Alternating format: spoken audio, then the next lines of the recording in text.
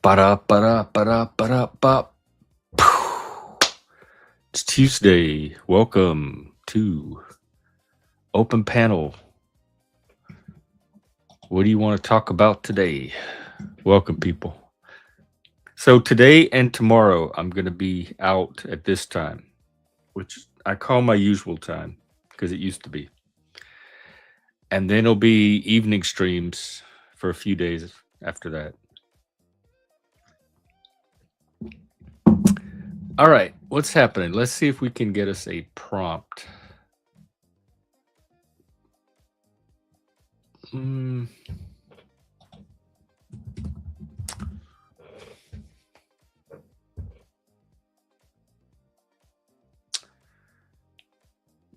I want one that sounds like it's not made with an AI.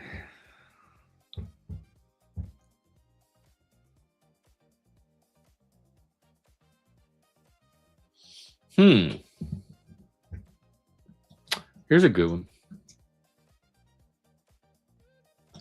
Because I like the topic.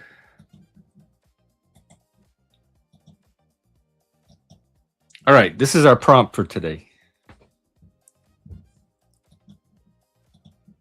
What kind of person always leaves confusion behind them? Now, there are plenty of confusing people. I am probably one of them for a lot of people. Many people are that for me. But I think that's different than a person's pattern being to leave confusion behind them. Hey, Dobes, who says the one who is himself confused. But are they? Are they just oblivious? And how are they creating because to me confusion is on an individual. So everyone's going to be confused to different degrees. So I don't know how one person is having the same effect on confusion on so many people uniformly like that. That's one thing throwing me. But I kind of know the spirit of the question because I do know a lot of people that do kind of disorder things once they're in an environment. So there's like the I don't know what I want to call it, the perceptual or maybe interpretive confusion where somebody's body movement, and I'm thinking a lot of autism and neurodivergence now, the way they phrase things, maybe there's an accent, some weirdness about the way they express can be confusing for people. It can throw people off. Maybe they're using an idiom that you're not familiar with and it can throw the conversation off. There's little things like that. But I don't think that's quite what the question means by a person leaving confusion behind them. There's people that deliberately try to confuse. I know several people that have a different story, a different version of a story for every person they talk to. We had a friend growing up that was like that. Every time he told a story, he told it differently to each person he told it to. And we would all sit around and compare stories and figure out where his lies were. And then we'd all get him together and confront him with all that. It was just a pattern. That was his pattern. So there's people like that. And then there's just chaos gremlins that deliberately try to leave confusion because they enjoy it. Maybe the sense of power it gives them. Maybe it's just entertaining.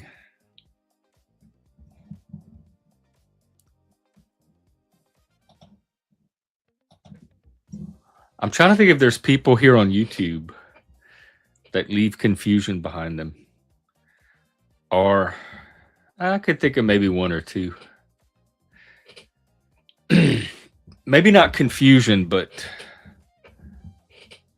yeah, it's close enough to the edge of confusion to be called confusion, but also like having so many different reactions to the person that there's so many different versions of the person going around kind of in YouTube lore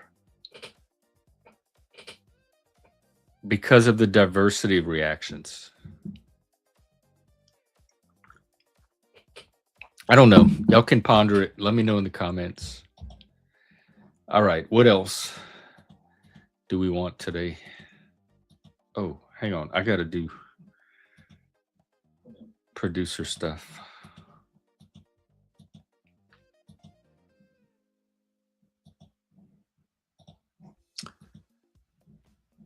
All right. Let's get the brain teaser.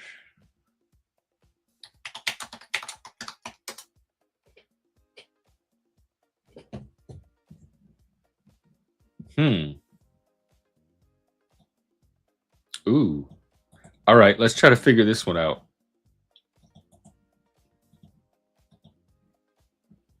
Uh-oh. YouTube is blocking it. Why?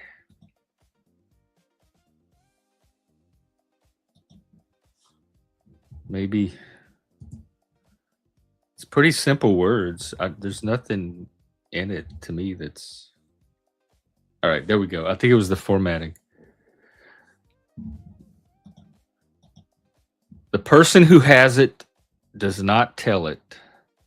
The person who takes it does not know it. The person who knows it does not want it. What is it? I don't know. Anyway, that's our brain teaser. I'll be thinking about that one. And we have our prompt, which is, what kind of person always leaves confusion behind them? And what is confusion exactly? And what does it mean to leave confusion behind?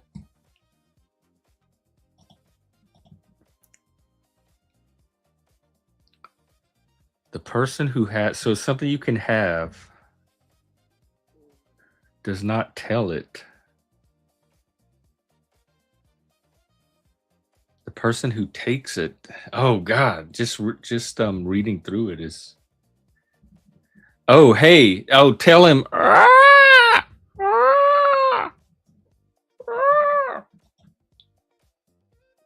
Tell him, hey. But in pterodactyl. All right. The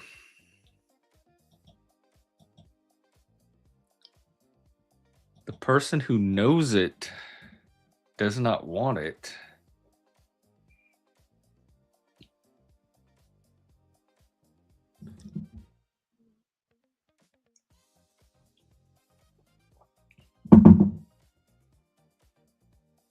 Who has it does not tell it.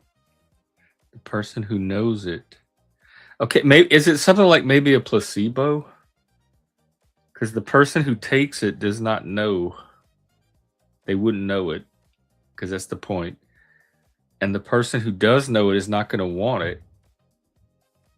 But the person who has it does not tell it. Like maybe the doctor or the person running the experiment. I don't know. That's along those lines. Let's see. Maybe patience. Who takes it? The person who takes patience does not always know it. Yeah, that could be true. The person who knows it, who knows, does not want it, does not want patience. But it's the tell it part that's throwing me off, because what does that have to do with patience? Or is it like silently patient? If you're patient, you don't say it, you just sit there patiently and don't make a big deal about it. I don't know. I guess that could work too. I don't know.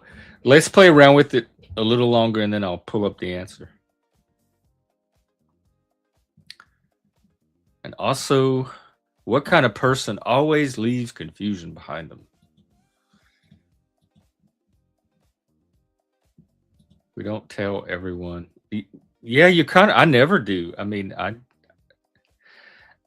I can't remember saying to somebody, I'm being really patient with you right now. If I'm gonna be patient, I'm just patient. Like, they'll probably never even know I'm being patient. They'll just think I'm sitting there. How could you tell? And it would defeat the purpose to call attention to it would disrupt the whole reason you're being patient in the first place.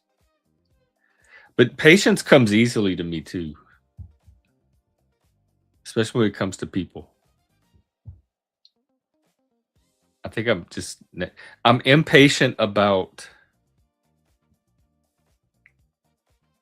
getting things, getting there quickly, getting things that I want quickly. Like when I have a craving of having it satisfied quickly.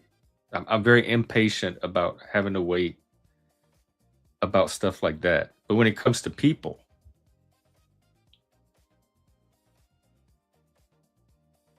I think I'm pretty patient, and I don't think I ever talk about it or mention it.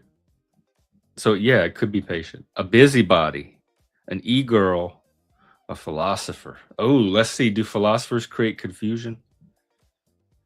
I try to clear it up, but sometimes in the process, maybe we make more of it. All right, let's see if philosopher fits. Our busybody. The first one still throws me about not telling it. Are they intentionally not saying it because of what it is?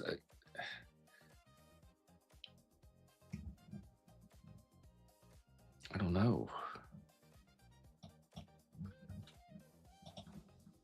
Well, I'm gonna peek.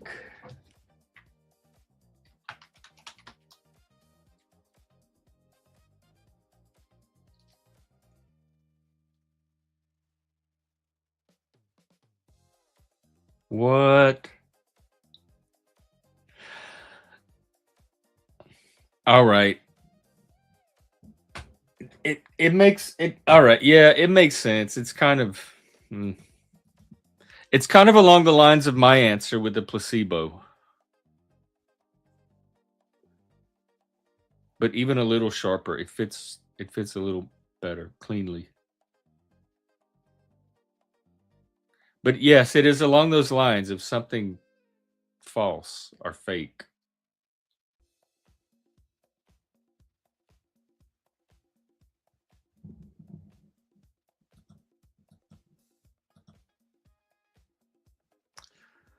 All right. Other than that, and the another reason I picked the prompt is because it lets us talk about confusion in general, which is not. It doesn't often come up as this explicit topic. I don't do well with confusion at all. For me, it's a very specific emotion. Um, it gets set off in my body, my whole nervous system. I feel it everywhere when I'm in a state of confusion and I can't do it's completely disabling. I can't do anything else until it gets resolved. The whole world stops. My mind stops because it's so totalizing of a feeling. But then someone told me that that's actually a combination of frustration and disappointment. That feeling that I call confusion. It's one of those complex emotions that are made of more basic emotions, and it's the emotions of frustration and disappointment. So I know how powerful confusion can be when it hits. And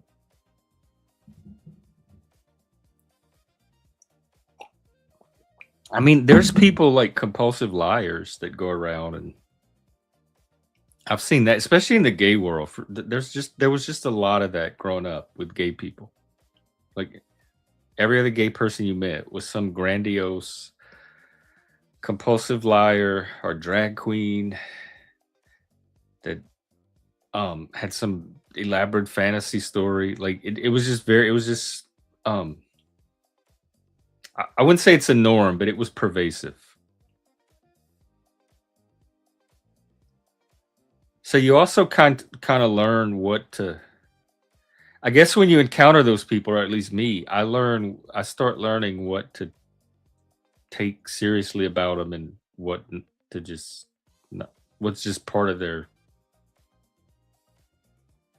I don't know, why ever they lie. I never understood why they did it. Why they do it. Some people lie for absolutely no reason, just to lie. Like they'll tell you they watched Star Wars and it was Star Trek or something like that for no absolutely no reason other than to lie. I've had friends like that. I've dated people like that. Lie or rumor for the riddle. Oh, no. I'll tell you what it is. Hang on. The person who has it does not tell it. The person who takes it does not know it. The person who knows it does not want it. It is a, type it in the chat. Hang on.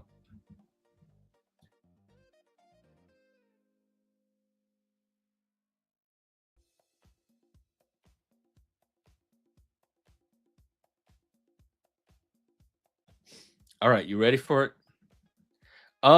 N- that was my initial hunch. No, it's this thing. I'd said placebo earlier. It's a counterfeit bill.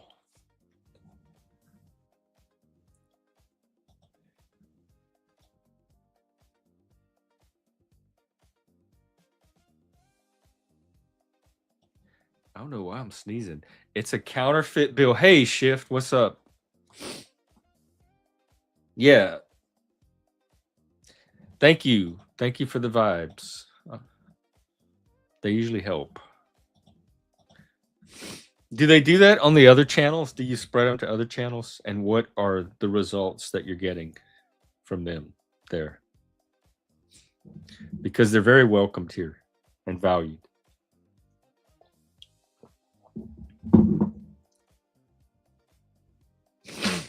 Oh, okay, you do. Cool. Yeah, we could use better. I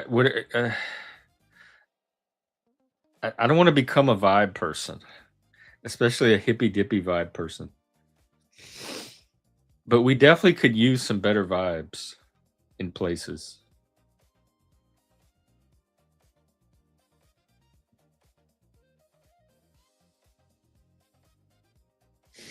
I think it's the people that rely only on vibes. Like they think they can just vibe their way to everything.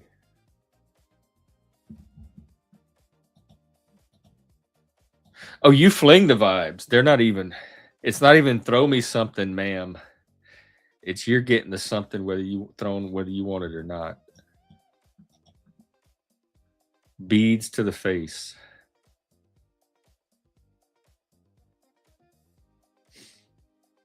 Well, how are you? How's it been going?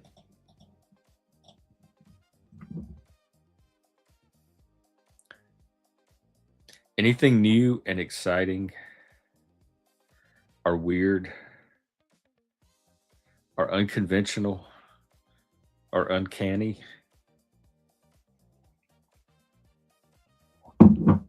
happen lately or you encounter? I don't know. It seems like you always have you're always in the middle of a good story. Week from one week to another.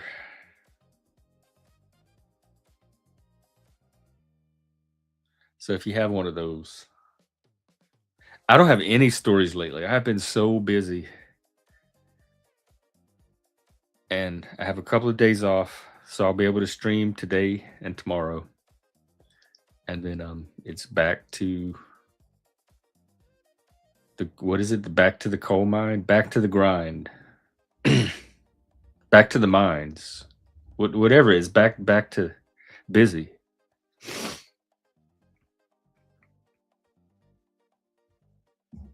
How was work yesterday? It is. It's better flow.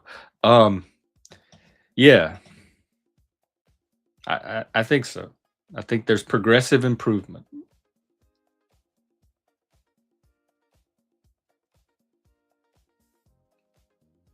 but that learning curve was steep, probably steeper than any job I've ever had.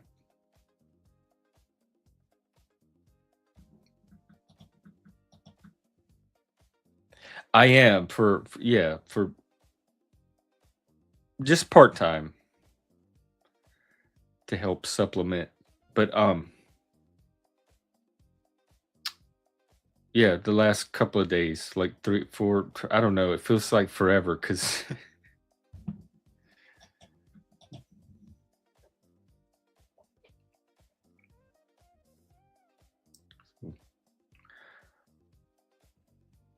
well, we're 20 minutes in. Hopefully, we get a panel. If not, I might wrap up after half an hour. We'll see. I'm really not online much anymore. I'm not connected with my online crowd much, so I don't have a lot of content, like fuel for content. I don't have a lot of things to talk about. Nothing comes up. A lot of my topics are drawn from what comes up in my day-to-day life.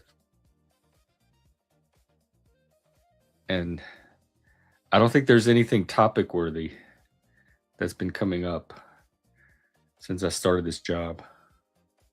Other than, and I have talked about this last time, that finding the balance between like the value of having in person, and if you're going to have online, of also having some kind of in person life, network, set of connections, social circle, something, some real life social sphere to operate in.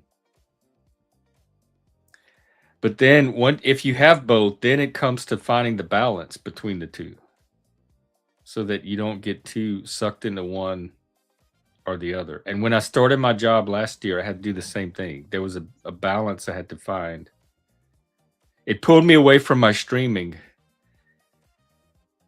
And then I had to get back to the streaming, and I overcorrected, and it started to pull me away from the focus on work.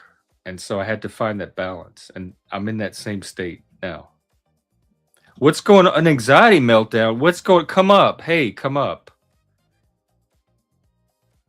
Is it a is it a real anxiety meltdown or a drama anxiety meltdown behind some snack that the flavor or the packaging was wrong?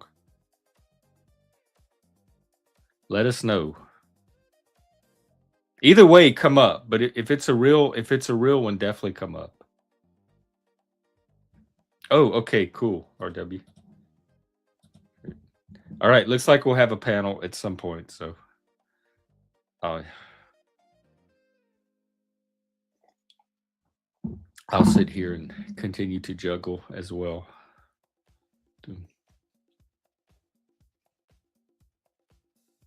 What was I talking about? Interesting stories and not having any. Yep. That's Oh, okay. Hey, hang on. This just in, folks. We have topics. Revisions to history. Well, history's just a story anyway. So, okay, revisions to this, and also, how do we know a source is credible? What point does it become credible? Yeah, that's one I talk about a lot on here and try to figure out. How do you know when a source is credible? And in this day and age, should you even be relying on any one single source? I can tell you roughly from my experience with this, I tend to, primary sources carry a lot of weight with me. So court rulings, Supreme Court judgments, legislative records, congressional reports, White House executive orders and pamphlets and all that kind of stuff carry a lot of weight because it's quote unquote official. Scientific papers, peer reviewed, hard science type stuff. And then from there, it gets a little murkier. So that's why I follow multiple sources, and I don't rely on any single one. And I try to piece together the picture on my own using a diverse selection of sources. Is it a real one? Hello. Hey, Hi. hi. Is my microphone okay? Yeah, Okay. it's I don't know, it's kind of subdued for a meltdown. What's going on? Oh my gosh, I'm terrible. I don't want to talk about it. But I wanted to say hi. It feels like it's been forever. It has been forever. It does. It's good to see a familiar set of letters on a light bright, which I love. Favorite toy. Mhm. What's the meltdown? What happened? Oh my gosh. Let me talk to you like after it is over. Oh, okay. So Yeah. so this is it sounds almost real then. No, it's like totally real and like I Not can't like snack even. trauma. No, I wish. But I feel like it's affected my snack situations. It's affecting everything. And it's really, I could cry if you want Is me it to. this is up from today, like very recent? No, this has been like, no, this has been 525,008 million seconds. This has been, I want to say, like, what day is it? Like almost 2 weeks of fucked upness. And it's like bigger than me. And it's like Oh my affected. god. I can't even, I fucking It has can't. been a while. Oh, I can't. And I don't is it want. okay, here's the final question. Is it Okay. YouTube or real life? No, it's like tons real life. Okay. Mm, it's gonna be fine. Well, yeah, definitely let me know after. But anyways, yeah, it's like affecting my snacking too because like there's like this one thing that's like fucked up and it's like ruining everything. Then here's the good part about it is that like it's like one thing that's like ruining everything, but then also like I'm okay. You know what I mean? Like there's that's like fucked up and like everything sucks, but also You're a dope like ass I'm okay. bitch. Yeah. You know what I Hey, mean? Nancy. Yeah. So it's like complicated. So like it's good to know that even though everything's fucked up, like I'm so good. I was so good before that that like I'm still okay, which is good. It's just fucked up right now, but it's gonna be Yeah. okay then. You know what I mean? So like that's Oh, cool. I just look You forward think to you like think it this would you being check what mark.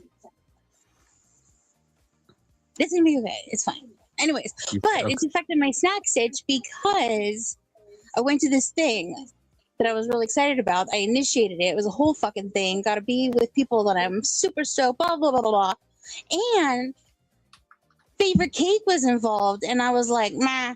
So like I don't even know if it was the cake that was fucked up or just like again everything is so fucked up that my taste buds are like getting in on the like boohoo-ness that I was like, nah. What what kind of cake was it? It was a confetti fucking cake, which is like the ultimate of all cakes because it's like a party cake in a cake.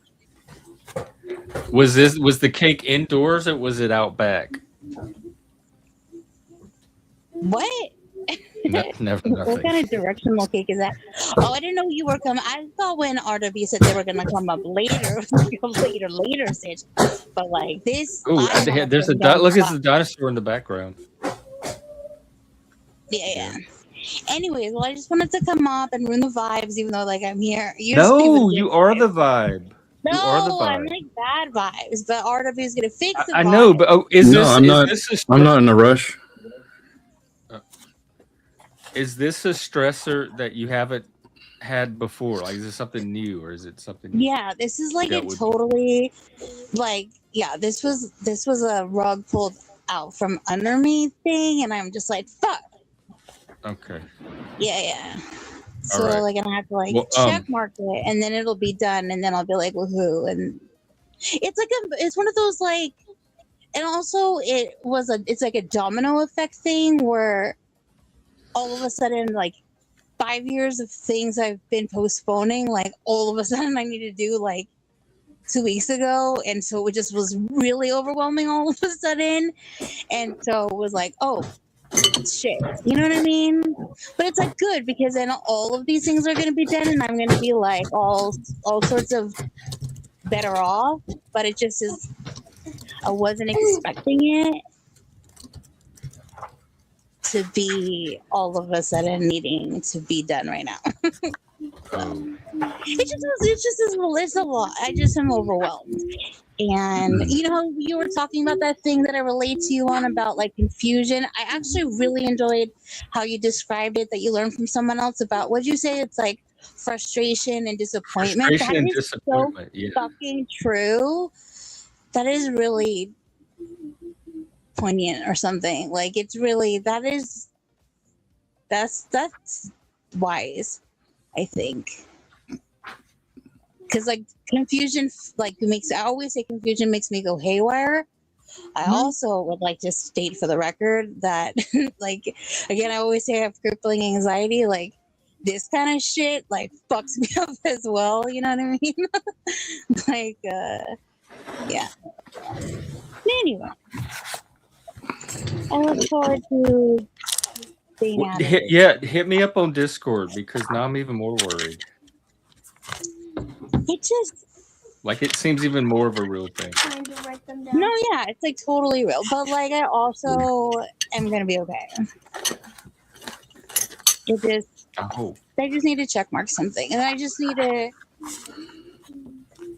I just need to handle some things. I just need to do it. And it just is a lot. And I just anyway, thank you for having me. Okay. Well, thank you for coming up. And sorry. Like I said, give me the sequel to it after this is over. But I learned that daddy long legs are the only allegedly they're the only spiders that have a penis. The universe wanted me to know that. So that Wait, also the only spiders with a penis? Can you look it up? Can you do that for me? Yeah. Yeah, I certainly will. Let's see, because Daddy. that was like another thing. Long Like leg penis? in addition to all of this, like this, that's another thing. I'll leave. The fossils keep their erection for 99 million years in the fossil. What? Like, that's what it was about. Because I also had this experience, which is there's also some fucking spider somewhere nearby me that I let a spider live because I didn't have time to fucking like take it outside. I was like in a hurry to go, and I just looked at it and I was like, all right, I'll deal with you later. And then it fucking like disappeared. And now I'm just like, so it's still in there? I don't know where the fuck it is. It's just somewhere. Look for the web. Look for the webs. Like, see where the webs form. Dude, and look for bumps in your pillowcase. I know it's somewhere doing something fucking nefarious. What's the word? Nefarious. It's doing something fucked up. It's like calling his friends and like starting a book club or something. It wasn't even just like crawling, dude. It was straight up. It was a dangling spider. It had the audacity to like Charlotte. Dangle. Yes, it was fucking Charlotte herself, and she dangled and looked me into my soul in the middle of a fucking crisis, and I was on my way to shitty cake, and I was like, I don't have time for you, bitch. And then she disappeared, and now she's just haunting me. I'll never sleep again. Oh, look, Nancy's throwing her spiders out the window as we speak. Now I got people just like. That's what I throwing do. it in my face. I just relocate them too. Well, I didn't have time to relocate because I didn't have time for her to like do any like fucking jumping around. You know what I mean? I didn't have time to miss her. You know what I mean? I didn't have time for like any spider mayhem. You know what I mean? I didn't want her to this like touch me. You said what? This was at night. It doesn't matter what it was. I was on my way out. Oh, okay. I thought you were in bed. No, and now I don't know where she is. She's definitely in my pillow for sure. Just waiting for my ear canal. Have you ever had? Has anyone ever had a spider in their ear canal? Yeah, have you never seen a video on YouTube? I'm That's like with googling. all of See, it. the things Like 80, I end up googling when you're on here. 84% of videos on YouTube are like spiders and ear canals. Woman with spider in ear canal shares There you go. symptom. Spider was according to new report. They have a report Oh, on it. God. Noises inside her ears for days. There was a survivor that had some little bug or worm crawling their ear. Oh, God. They were in pain. And then they showed it come out. Oh my gosh! Don't tell me. Okay, I gotta go worry about that now. I mean, Thanks. to see it. It was on primetime TV. Okay. I just have been making this sound for like a week and a half. Just this like, what? Yeah. Okay. Wait, what was the sound she was making? It was a sound of victory. Really, I think it was the sound of.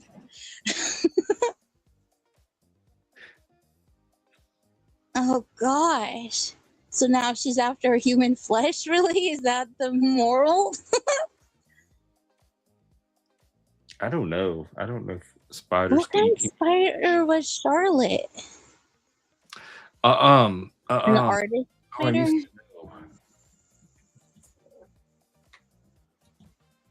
I don't know. See, and I just have been doing everything except for what I need to be doing. Horn spider. A what? Araneus cavaticus.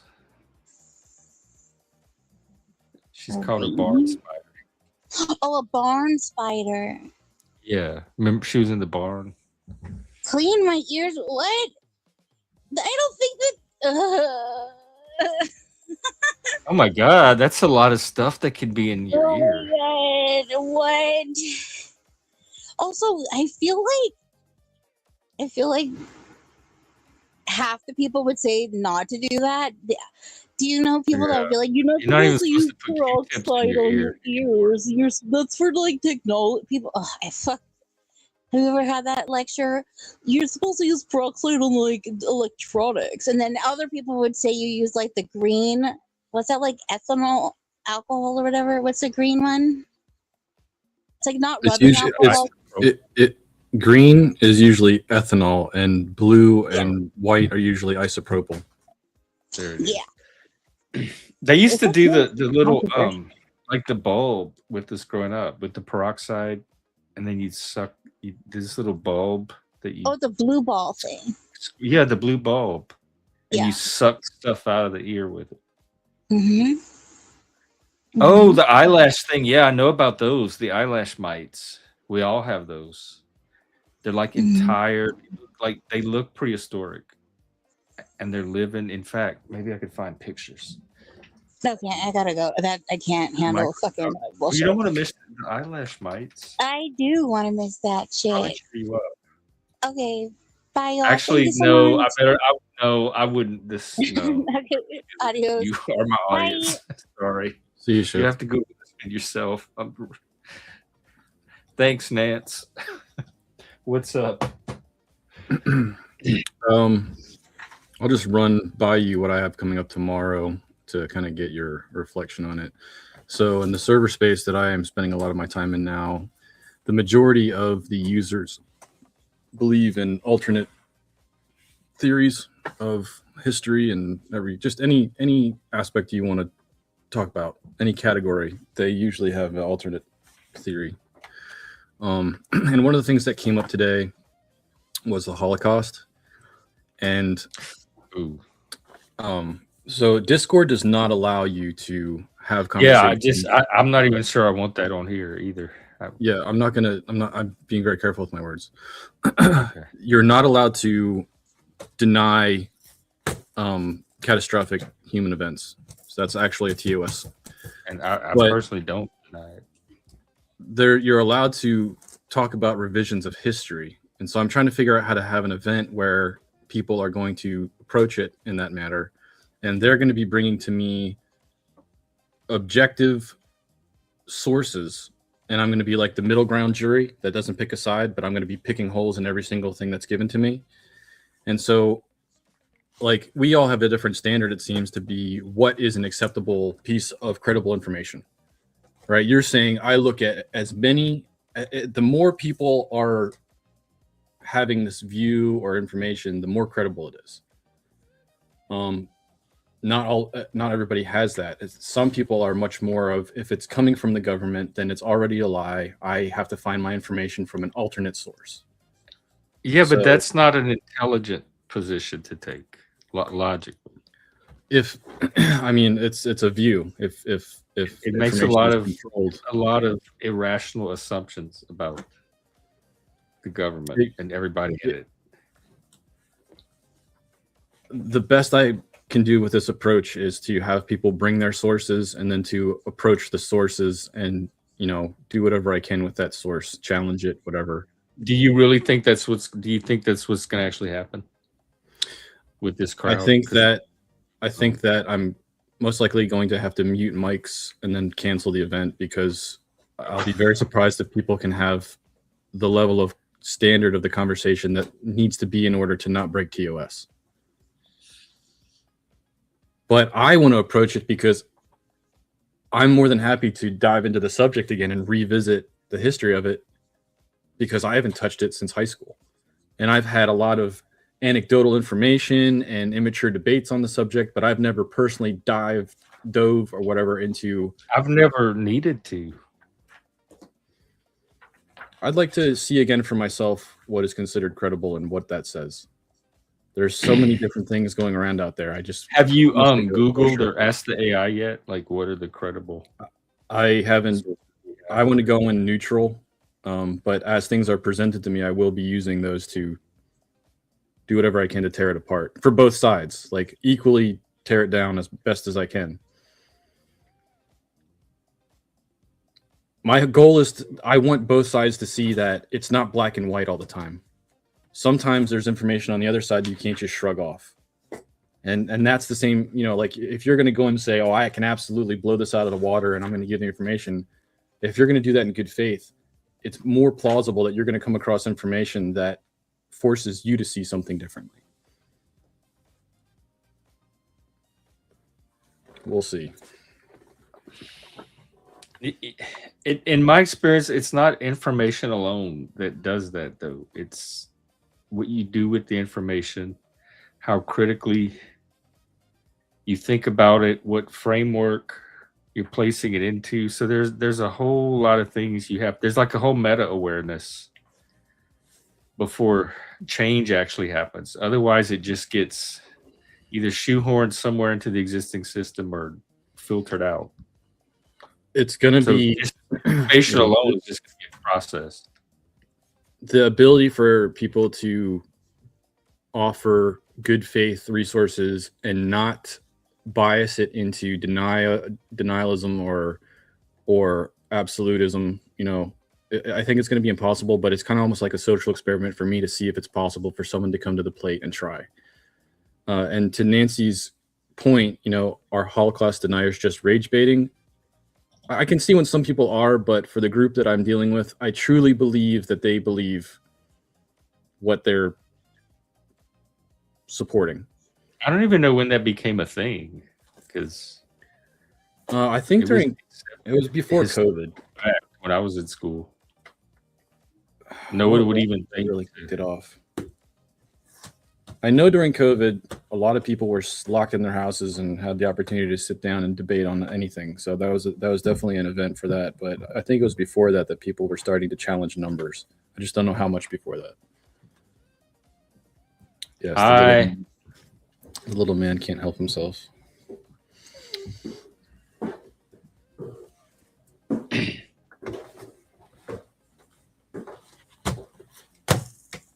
Oh, my grandfather's coming down the steps, so I might have to him here for a second.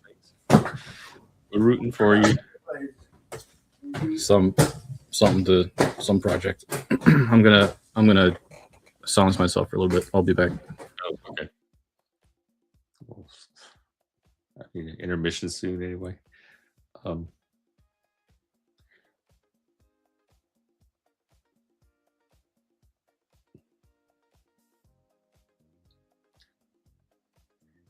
Yeah, I don't know. I've never, not being a conspiracist. I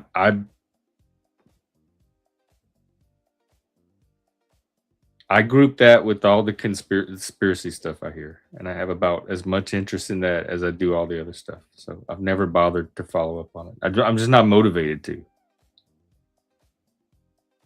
I'm not persuaded to take it seriously enough to do anything with it, other than let it pass through the ether. Well, Nancy, that depends on what you mean by that word. Because people are doing all kind of things with words lately, and lately being the last 3 or 4, 5 decades. They're stretching them and inflating them to cover more and more and more things. So speaking of confusion, oh my God, why didn't we do that as a topic? The confusion of language, the confusion to language caused by that certain, not maybe not people, but political trends or shifts in culture or shifts in political ideology or ideological trends can leave behind. I think a lot of our language is much, much less precise than it started out being.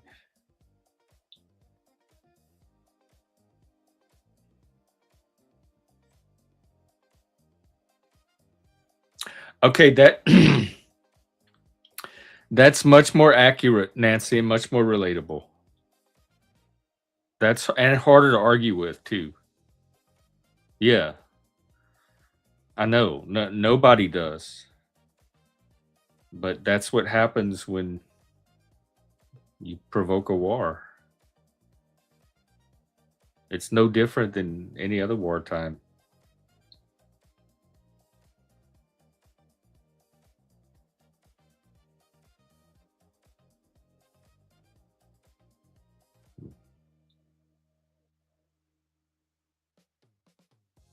It would be nice if people didn't start conflicts and just all live peacefully on the planet together. But for whatever reason, some countries or territories are not doing that with each other. And so you're going to have casualties. And it's going to be casualties of all types.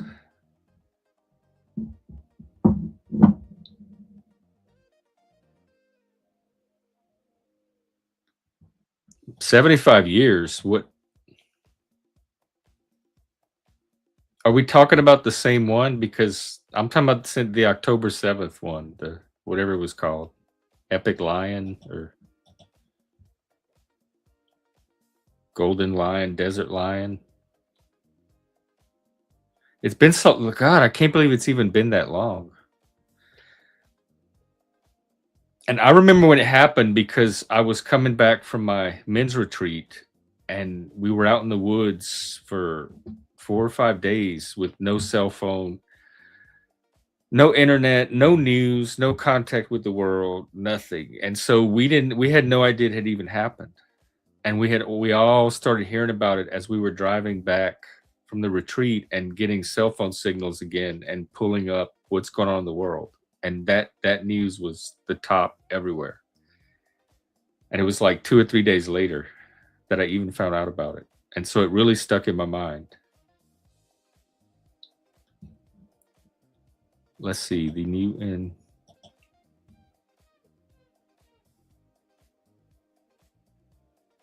well, you're right. You're right in that sense that what's done is done. So that became historical and geopolitical fact way back when it was even like most of the countries on the planet even okayed it. So at that point, it's as real as the United States is real. Oh, is real. I'm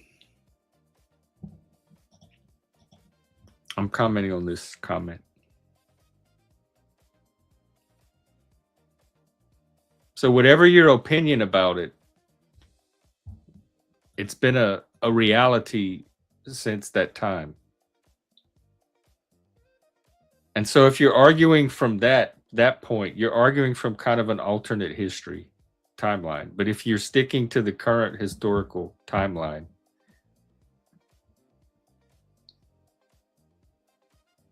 then I count it from October 7th.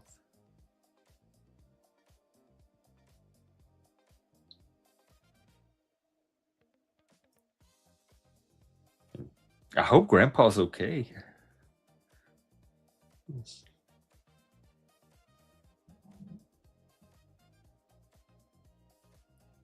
All right. I don't even know how we got on this. Oh, yes, I do. Because it was brought here.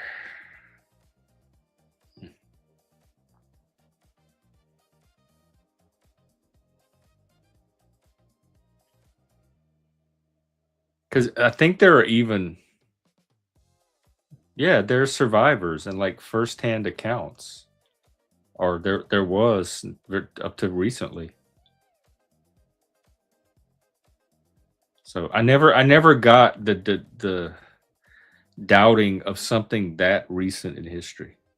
Of course, they doubt 9/11, which is even more recent. People doubt a lot of things. They doubt space. They doubt the shape of the earth. That's as seriously as I take this stuff. People can doubt anything.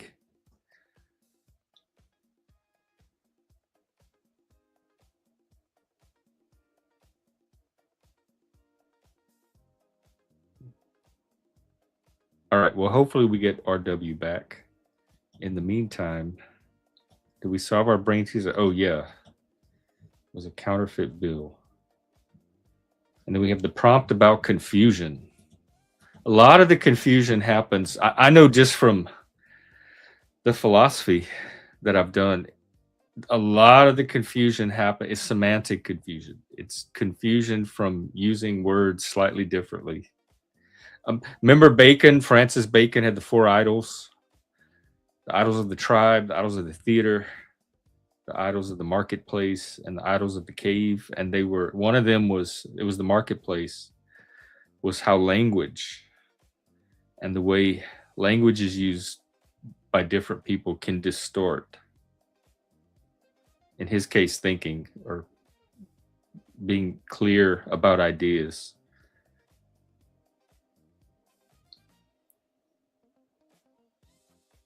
Because a lot of times, especially in philosophical conversations, it seems like we're talking about the same thing.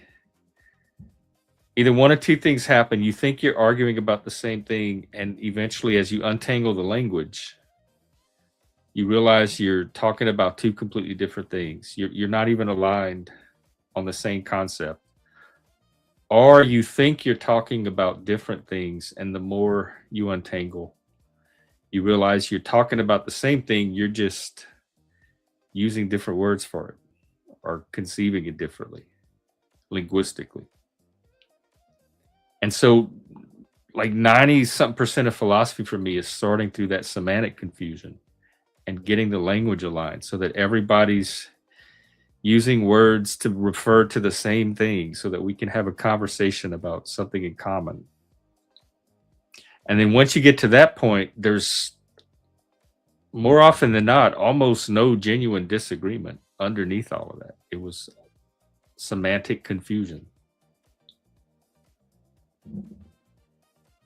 You know what? I'm going to take a little intermission and go get a refill. So we will do here. Just enjoy this song. I'll be back.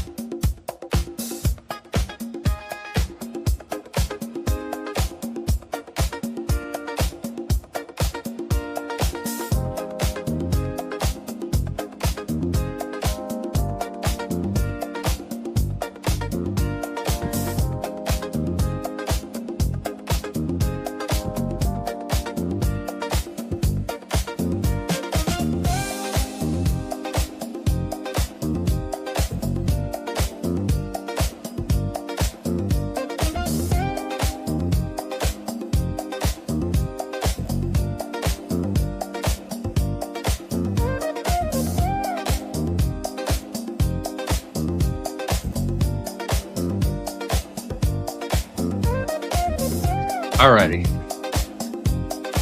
Where am I?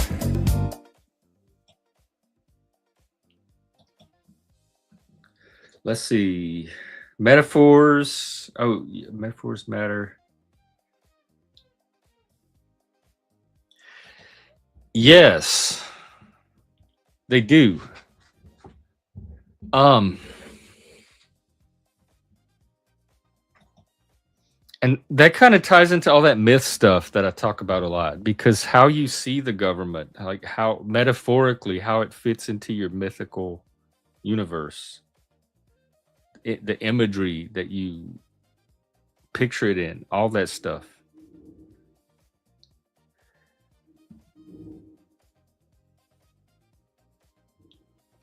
Can inform our reality, like our whole sense of reality. And I just know from growing up and participating in government and using government when I need to and all of that, that it is a system that we elect people to, and people get appointed to in public service and all that stuff. So it's not this, it was never this sinister organization that like is coordinated by this evil mastermind or group of people for me, ever. It wasn't taught that way. I never experienced it that way. My grandfather was a postmaster, and I got to go behind the counter with him and see all the postal stuff, and that was all government. So like I guess maybe government was demystified for us. We had student governments. We could pass bills, and we even had a court where you could rule on disciplinary cases if they came up, which they almost never did.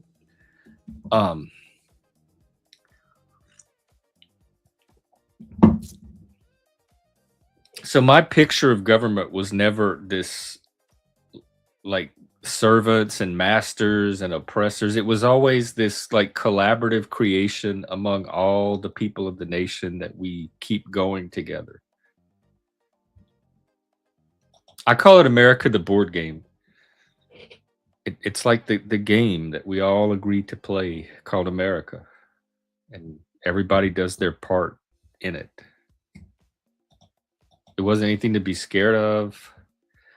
It wasn't anything to not trust. It wasn't anything that was trying to control or coerce your life, other than just through organic, emergent forces of everybody making individual decisions. You studied under George Lakoff?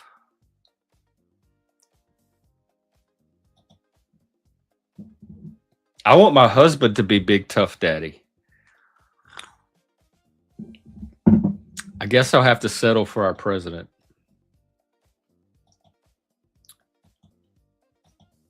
That's cool though, Nancy. That you, where was this?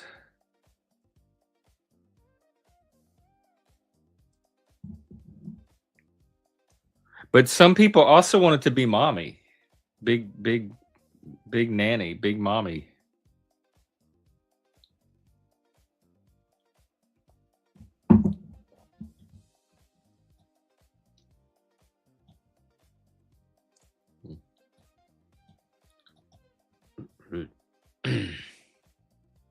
Oh, okay, Berkeley.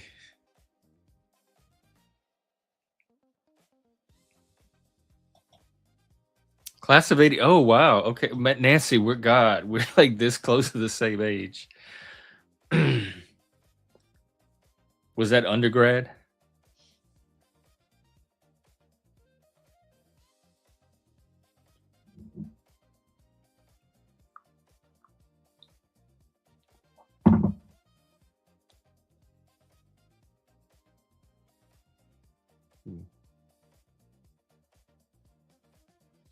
I used to drive by Berkeley when I lived on the east side. I lived in Oakland for a little while. And that's where all the good restaurants were. Like all of the good Asian restaurants and the ethnic cuisine. There was that little downtown area of Berkeley. Me too. Undergrad was plenty. Plenty enough. I learn much better on my own. Just tell me what you need me to learn and let me go off and learn it.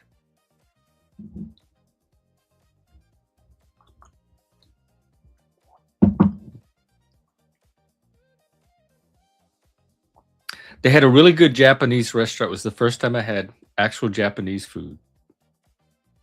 Like other than from a microwave. It was delicious. Oh my God. It was the best Japanese food I've ever had.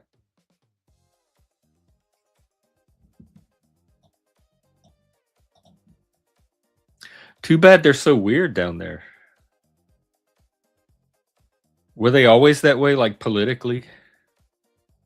Just with... I'll be generous and say a very fringe utopian ideals.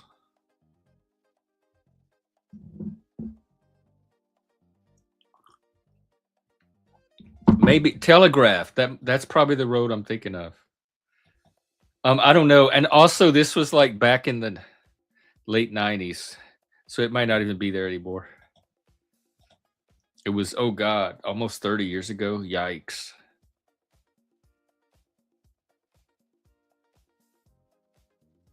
Yeah, I was a Cali boy for a little while. Like, we're talking a few months. And that's it. That's how I ended up in Vegas. I was looking to get out of California. Vegas was much more my home, my speed, my style.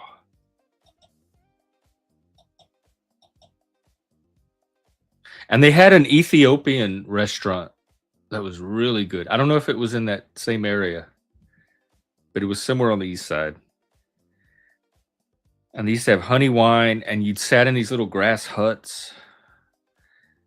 And they served everything on that sponge bread where you just eat the plate. The bread is like the plate, and then you tear off the bread and you grab your food with it and you eat it with the bread. So delicious.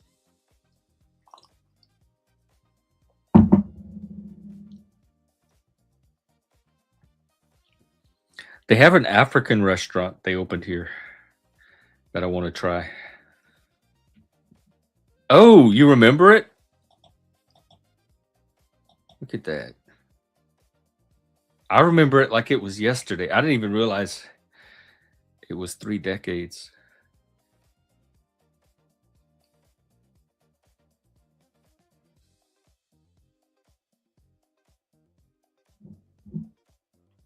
And Jara bread, yeah. Yeah, that stuff is so good, especially with the food on. Like after the food sits on it and soaks it with the flavor. Oh my God, I'm so hungry for Ethiopian now.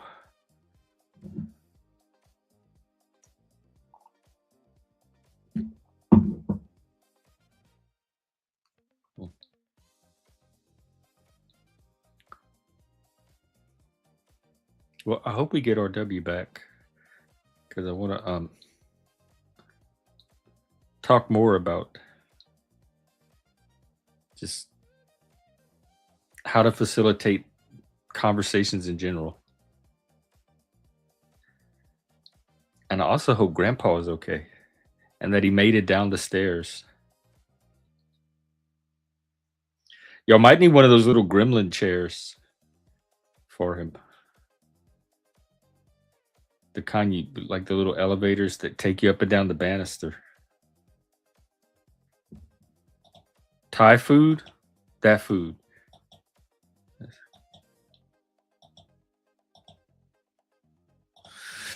Nancy, oh, stop. Oh, God. Stop it. I'm so hungry now. I want some. I don't even know if they have it here. Let me look. They had some in Seattle.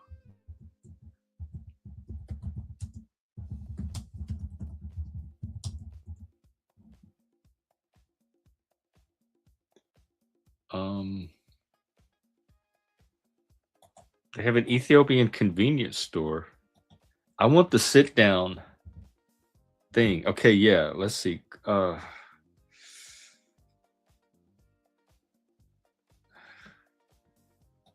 All right. They might. Oh, yikes. They're few and far between. They have one or two kind of near me. And then the rest are in Seattle. And one of them's a convenience store. It's not even a restaurant.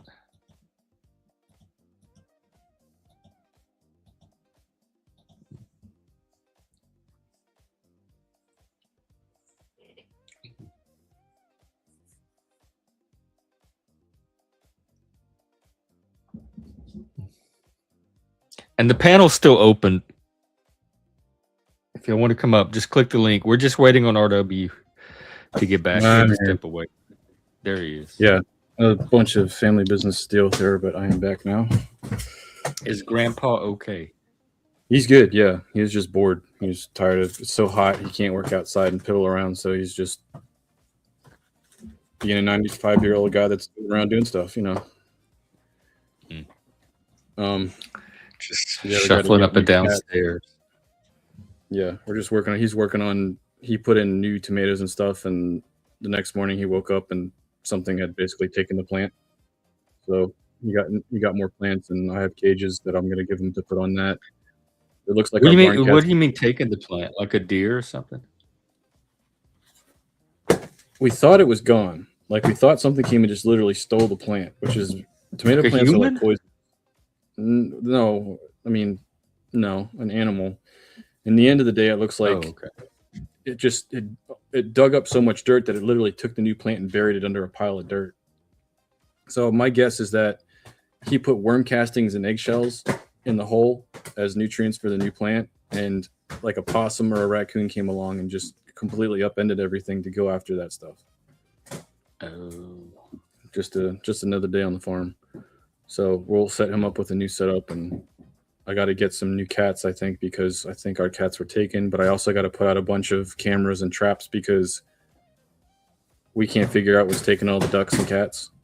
It's got to be something of a decent size. It's not the first time we've had what do this you issue. mean taking ducks and cats? That sounds very sinister. Well, they're eating them, but they're dragging them off. So there's no feathers or anything really. They're just gone. That is okay. Is as bad as it sounded. Like It's like gross, what? yeah. Like a coyote or something? The only thing I have on the camera right now is a raccoon that's the size of a Volkswagen Bug because all the ducks it probably ate. Like it's like giant. It's like it looks like the Labrador dogs that nanas have that they feed too much and they look like a big sausage.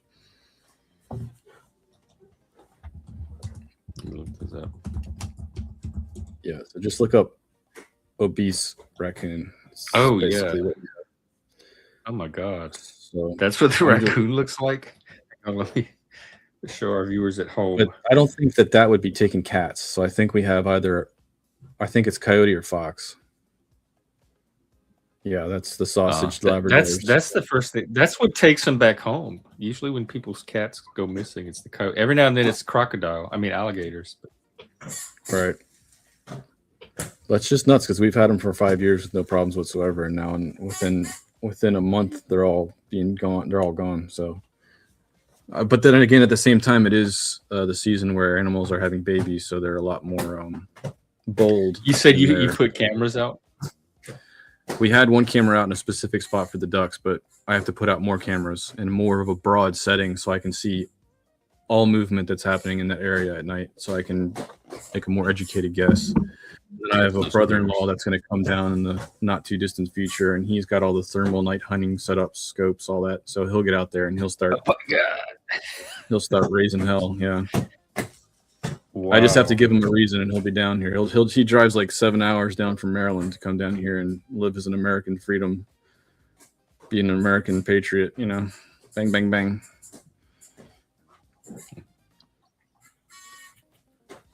But yeah. So when is this disaster of a conversation supposed to happen? I have it tomorrow night unless it's flagged and pulled, and I wouldn't be surprised if it's flagged and pulled. I'm just trying to entertain the youth. I respect the young guy. That's what they find entertaining. They find it important. So I'm trying to entertain their viewpoints and give them the opportunity to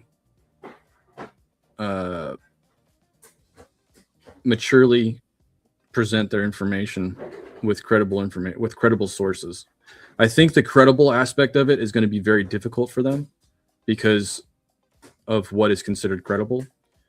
I saw it on YouTube. Is the new standard of credibility. Well, as far as I can tell, that's the one people use on here. I don't. Even if the group says, okay, YouTube is a credible source, I don't want to sit there and watch videos for the next 5 hours. I want condensed.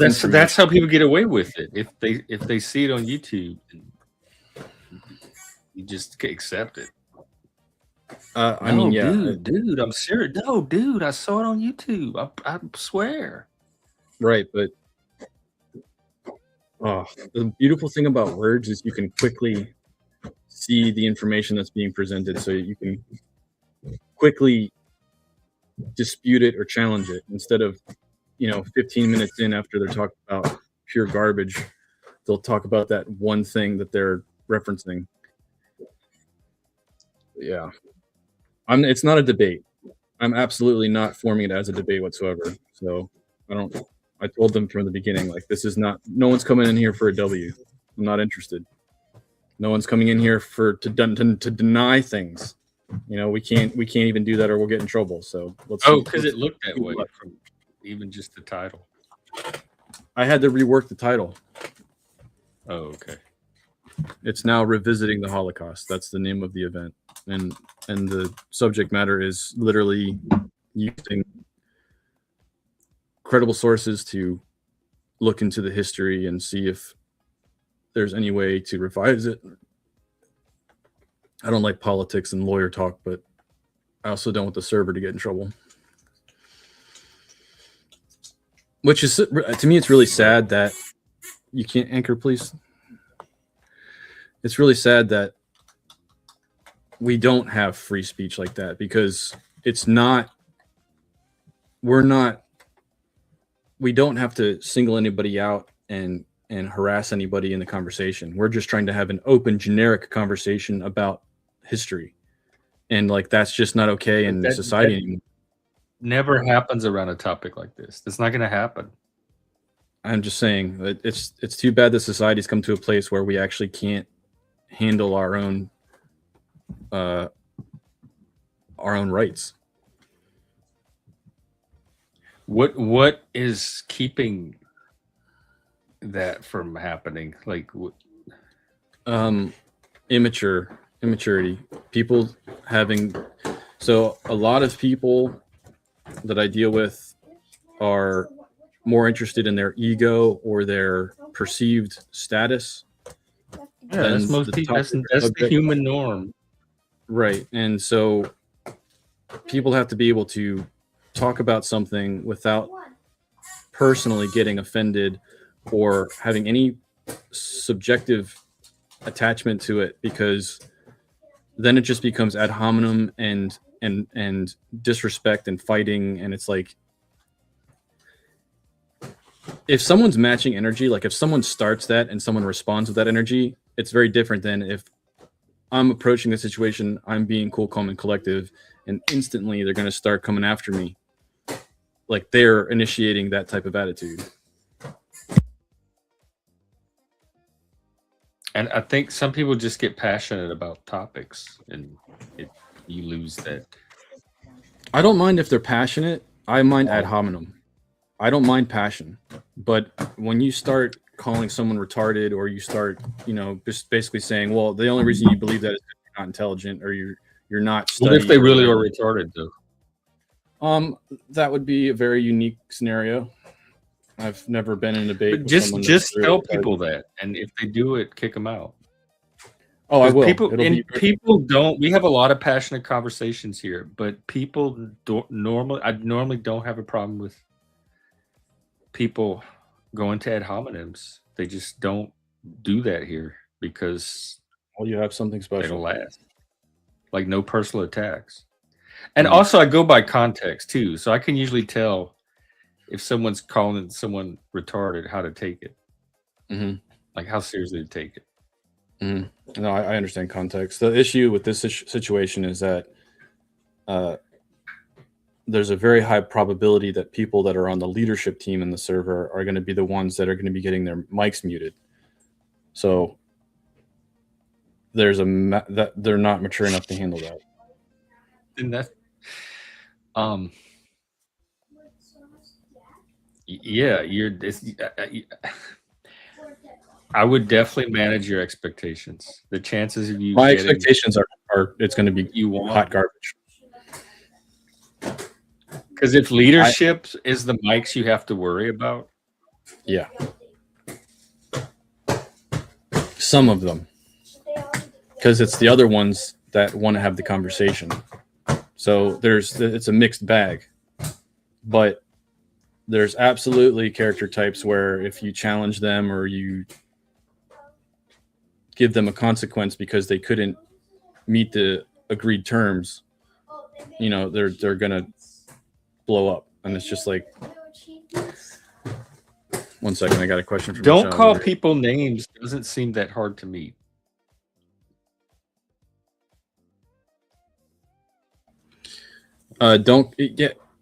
There's cognitive dissonance is the issue that always is the problem, because multiple times in debate or a discussion where I'm modding it, they're all happy to agree to those terms. Oh, no ad hominem, no problem. You know, no talking over people. Oh, no problem.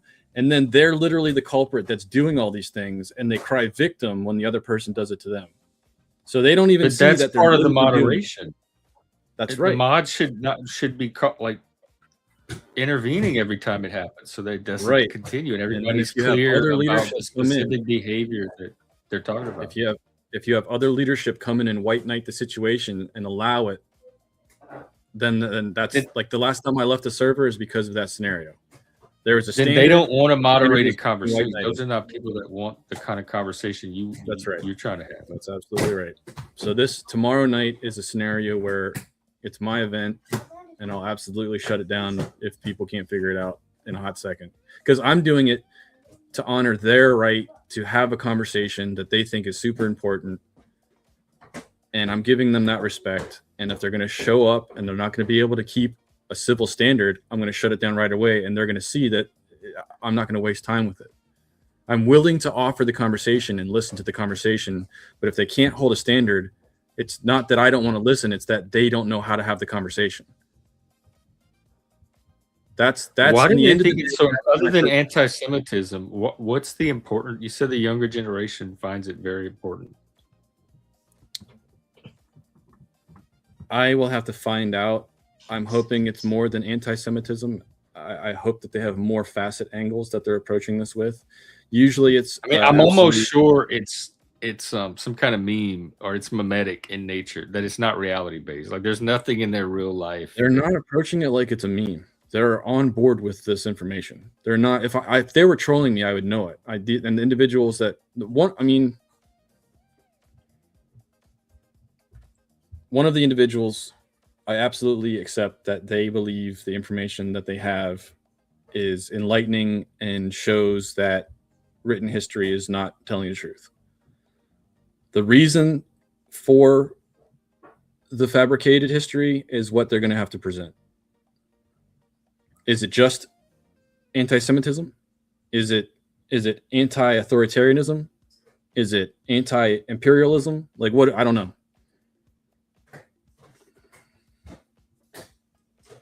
Nancy, basically. Yeah, Nancy. He's saying the younger generation finds that important somehow. But it can't be for any reason like connected to their real life at all. So it's something going on the internet. There's a lot of older people that existed. My grandfather was literally being drafted into the military for World War II. So this conversation to him would, please? I'm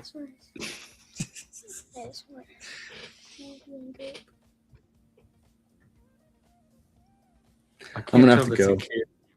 It's a kid. He just wants to be a part of the adult conversation. You were talking to the face. It's just that he's just sitting here poking me on the shoulder with like toys and constantly trying to get in on it, and I appreciate it, but he wants dad time. Go give him dad time. Yeah, that's basically what's going to be happening now. So, yeah, it's going to be interesting, but I just wanted to kind of bounce that off of you. I know your approach to conversations and information is source reference based. It tries to be, but nobody brings source. Like even in my conversations, nobody really brings sources. No, but that's what you're asking for. That's how you're looking at any challenge or claim. That was a standard for like since the beginning of like everything I've ever studied formally. You would bring a source. Like it was just like that was the default assumption, is that if somebody was making a claim, they would be able to have some kind of evidence for that claim. And online, the evidence usually takes the form of sources. And in this scenario, I want to allow the event to happen for two things. I believe that I'm going to show them that they're not going to be able to have the conversation based off of keeping a standard. And the resource information is going to be screenshots from a YouTube video. So I want to see if A, they can handle the standard, which I do believe that some of them will be able to, so that would be good. And B, I want to see what type of information is brought with receipts so that I can see where they're coming from. Yeah. Just as a curiosity. What their idea of credibility is, or what's persuasive to them. Right. Because there's a lot of people in this group that are very fringe alternate theory based off of what is commonly accepted as truth. So it's going to be interesting. Well, let me know how it goes. Yeah. All right, man. Good luck with work. All right. Have a good night. Let's see. All right. Anybody else? Otherwise, I will wind it down and wrap it up. I'll be out tomorrow, same time, 3 p.m. Eastern, noon Pacific, and come and talk about something else interesting if you want. Bring a topic, bring a problem. We love problem solving here. Share a story. We love getting to know people here. Bring a thought or idea you've been working on. Or bring some art. We love that too. Music videos, music, poetry, paintings, anything creative. You too, Nancy, and everyone else. Enjoy the rest of your Tuesday. And see you tomorrow for Wednesday. Humpity hump hump. All right, everybody.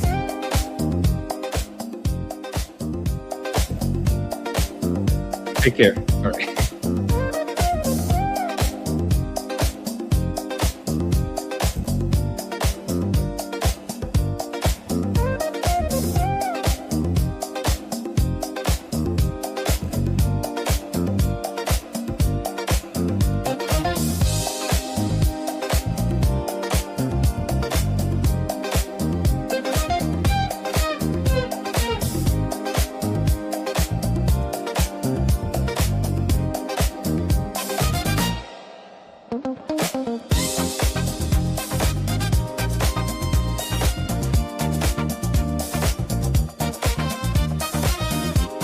Actually, hang on. I just realized, no. I didn't press the end button yet. I'm still here. Did you want to come up or have a topic? Okay, I'll be out tomorrow at the same time, 3 p.m. East Coast. Yeah, I thought I ended, but I hadn't mashed the button yet. So tomorrow is going to be at the normal. You talking about tonight or tomorrow? Right now or tomorrow? Because I'm just ending it because RW had to go. But I'll keep it going if somebody wants to come up. Otherwise, I'll be here tomorrow at the same time, too. All right. What's up? What's going on, dude? Not much. Doing my thing. I'm gonna walk outside for a second, so my thing's gonna lag. Oh, okay. All right. It'll be just 1 second. So everybody left, and that's why you were shutting down. And I walked in the room. I was like, no. You should use it. Yeah, Don't do but that. the viewers didn't leave. Like the same amount of people are still here. So I guess the audience stuck around. What's been Music and going? You the just got good off. vibes and all. Um, I've been off. I've been. oh, I don't Am know I if you're lagging? breaking up or I. Yeah, I think you're cutting out. Might be Okay. because you're outside. I gotta switch my Wi-Fi real fast. All right.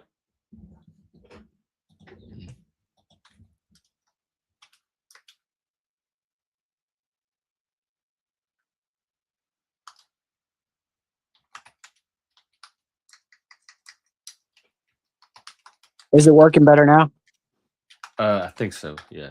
All right, cool. Yeah, nah. That's a good day. It's a good day.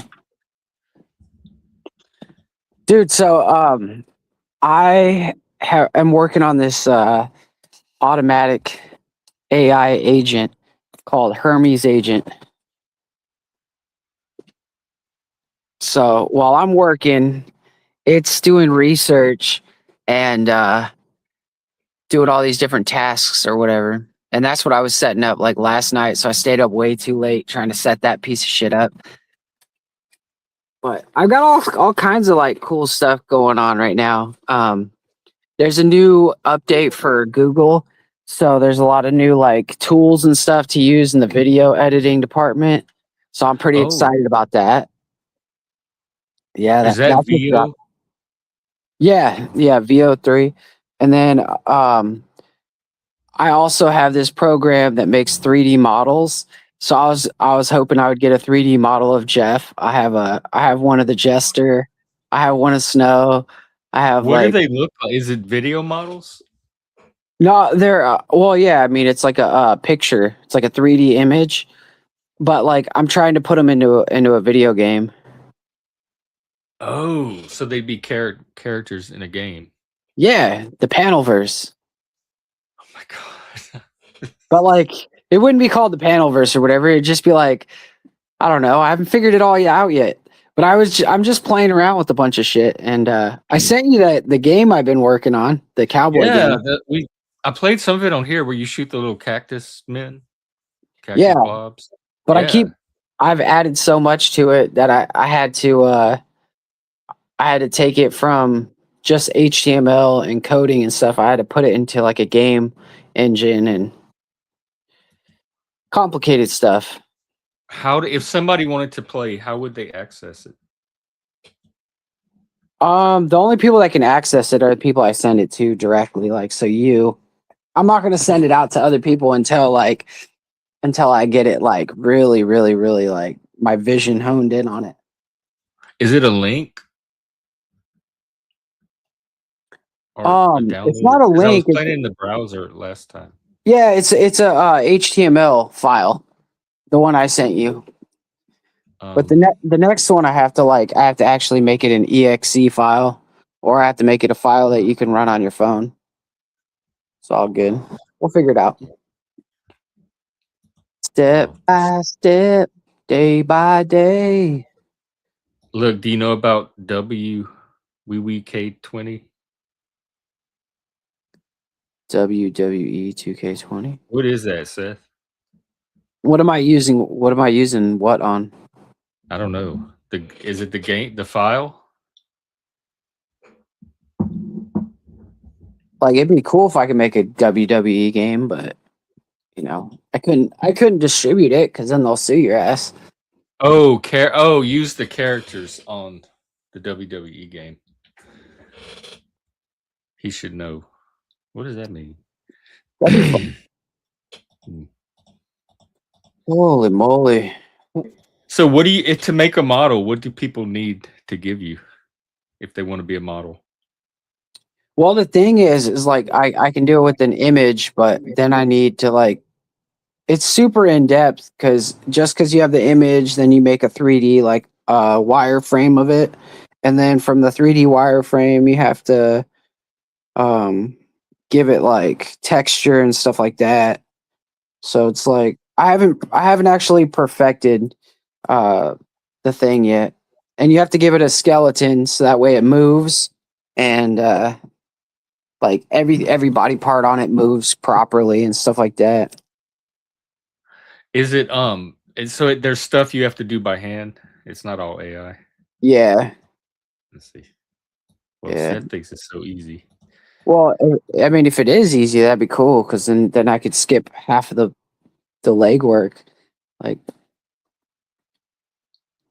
but no, what are you up to? You said you have a new job, and that's pretty exciting. Yeah. Yeah. Busy. Like, just really busy. That's how it's getting out here. Tourist time.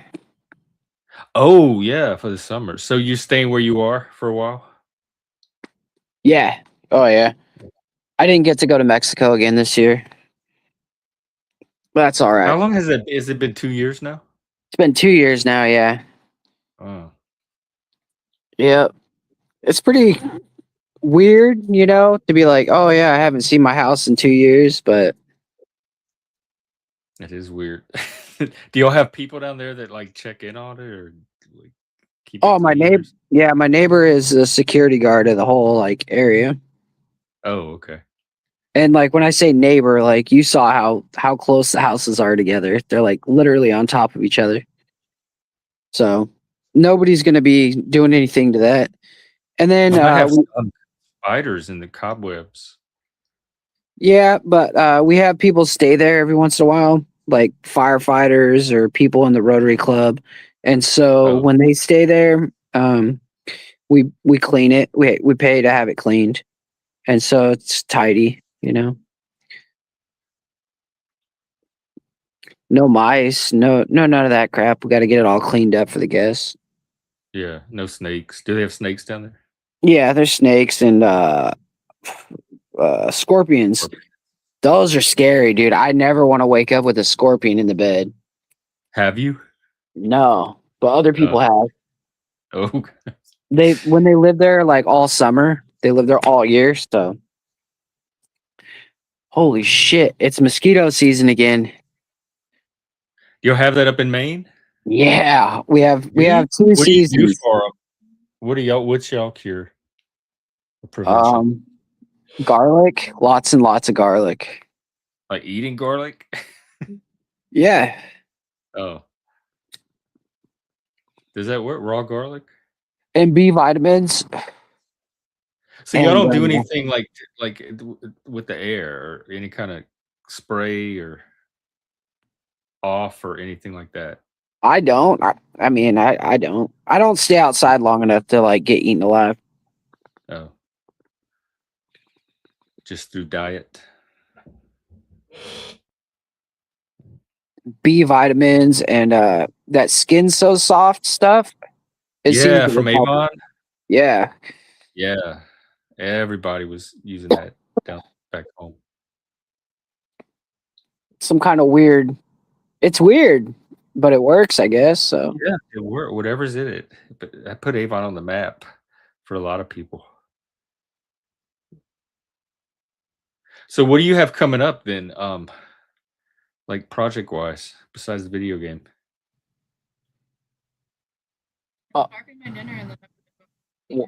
One second. Give me like 30 seconds. Oh yeah, sure. And it looks like it's still open panel, folks. So yeah, it's always open, folks. Come on up. So what am I doing? I have I have a bunch of songs that I already had done, and then I might release one, but the video is like, I don't know. I'm just like, I've been uninspired and like, I don't know. I kind of felt like I was getting pushed in too many directions artistically. So I'm kind of like trying to figure out where I want to go. And I want to kind of by other people or just your own artistic yeah, by impulse? other people, because like I kept coming into these problems where it's like, oh well, this like makes me look bad, or oh, this person doesn't want to like this person really wants to be in a video, and then you make videos of that person, and it's like, oh no, that person doesn't want that on the internet. And it's like, well, what the fuck do you think we're doing here? Like, we're on the internet, we're making shit, like, you know what I mean? And it took like, I don't know like why it just seems weak to me, but it like took the wind out of my sails, you know? Kind of like when me and Landry were like doing our thing, and then I'd wake up in the morning and I'd find out like, you know, he was talking about me overnight. Like that took the wind out of my sails. Like those little things, they just bug me. They make it so like, I don't know. I get annoyed. And then I'm like, wait a second, like why am I even taking like any artistic direction or anything from anyone? So Well, I'm yeah, kind of I thought, were these people clients, or how were they driving the direction? somewhat, you know, like and Because if it's like clients, you do kind of have to in bend to Snow, their like a specifically little bit. Snow, like, you know, with her like allowing me to use her likeness or whatever, it was like I didn't really want her to be dissatisfied with any of the work that I did. So it was like anytime I saw like a little bit of dissatisfaction in whatever I did, I would just take it down or whatever, you know? Oh, And so it's like I'm big on not wasting my time. So I feel yeah. like a lot of that shit was just wasting my time. And so um I Do don't you know. have a direction that's just yours? I don't know. I like being able to like just play around and like try new things, try new genres, like, but I know that it's not something that's going to make a successful channel. So I gotta figure out what like style I want to kind of like stay in, you know. My mind doesn't work like that though. Like I was one about to minute say, are you gonna even be able to do that? it's so hard because like one minute I'm like, all right, like I can be like explosive and fiery, and then the next moment I'm like lovey dovey, or like, you know, another moment I'm just like, all right, let's bring the community together, and then the next one I'm like, let's burn it all down. And yeah, so it's, you know, What's wrong with just experimenting until you like? It doesn't always have to be you don't have to lock into one no, that's style true. to have a That is successful definitely channel. true.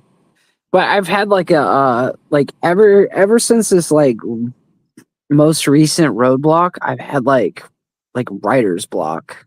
You know,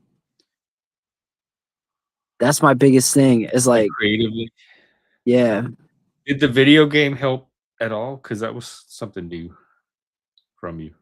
um, it helped me kill some time and like learn some new things and like learn how to teach myself some other stuff. But like the more that I'm learning, the more I'm like realizing like if I continually like start projects and not finish them, or like I start projects and realize that they're way, way, way bigger than I thought they were gonna be, then like I'm probably not gonna finish something super awesome. So I'm trying to figure out what project I want to spend my time on in the limited. I really don't have much time anymore, so it's very limited.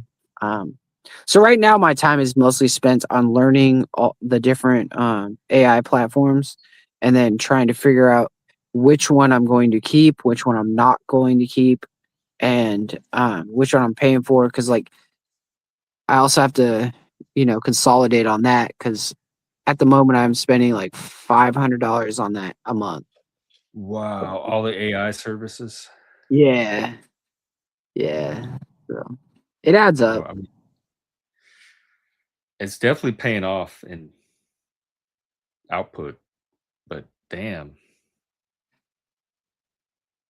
Well, yeah. And now I have the Hermes agent that I just set up, and that's going to be like constantly like doing research and stuff for me. So I can go to sleep and wake up and be like, I'll have a Telegram message, and it'll give me like updated on um, everything that I worked on overnight or whatever. Oh wow. Yeah. What? Because one of your strengths to me was your storytelling, and having is it a matter of just finding new stories, having new stories to tell? I think it's a matter of like trying to build a world and then fit the stories into it. You know? So like it's beyond story. It's more meta. Yeah. Like It's like what universe are these stories in? first I want to know like what time period I'm in. And then I want to know like what everybody around me looks like. And then I want to know what they act like. And then I want to bring their character to life and like give them, you know, trials and tribulations and realistic like attributes and stuff.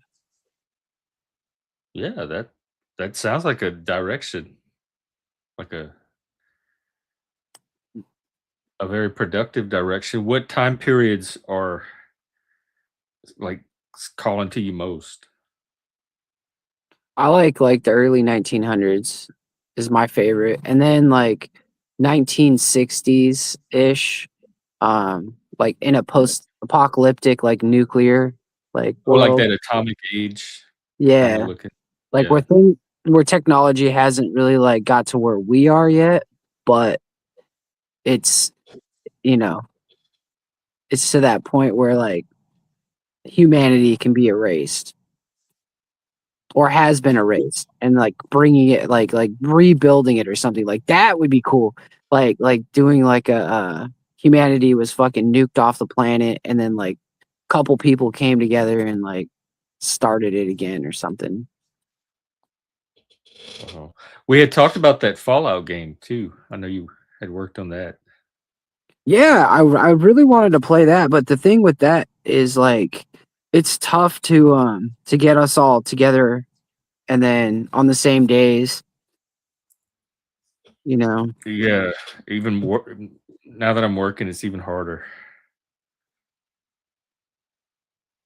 But Yeah. that's kind of the problem with gaming groups in general, keeping them going, is And people's schedules.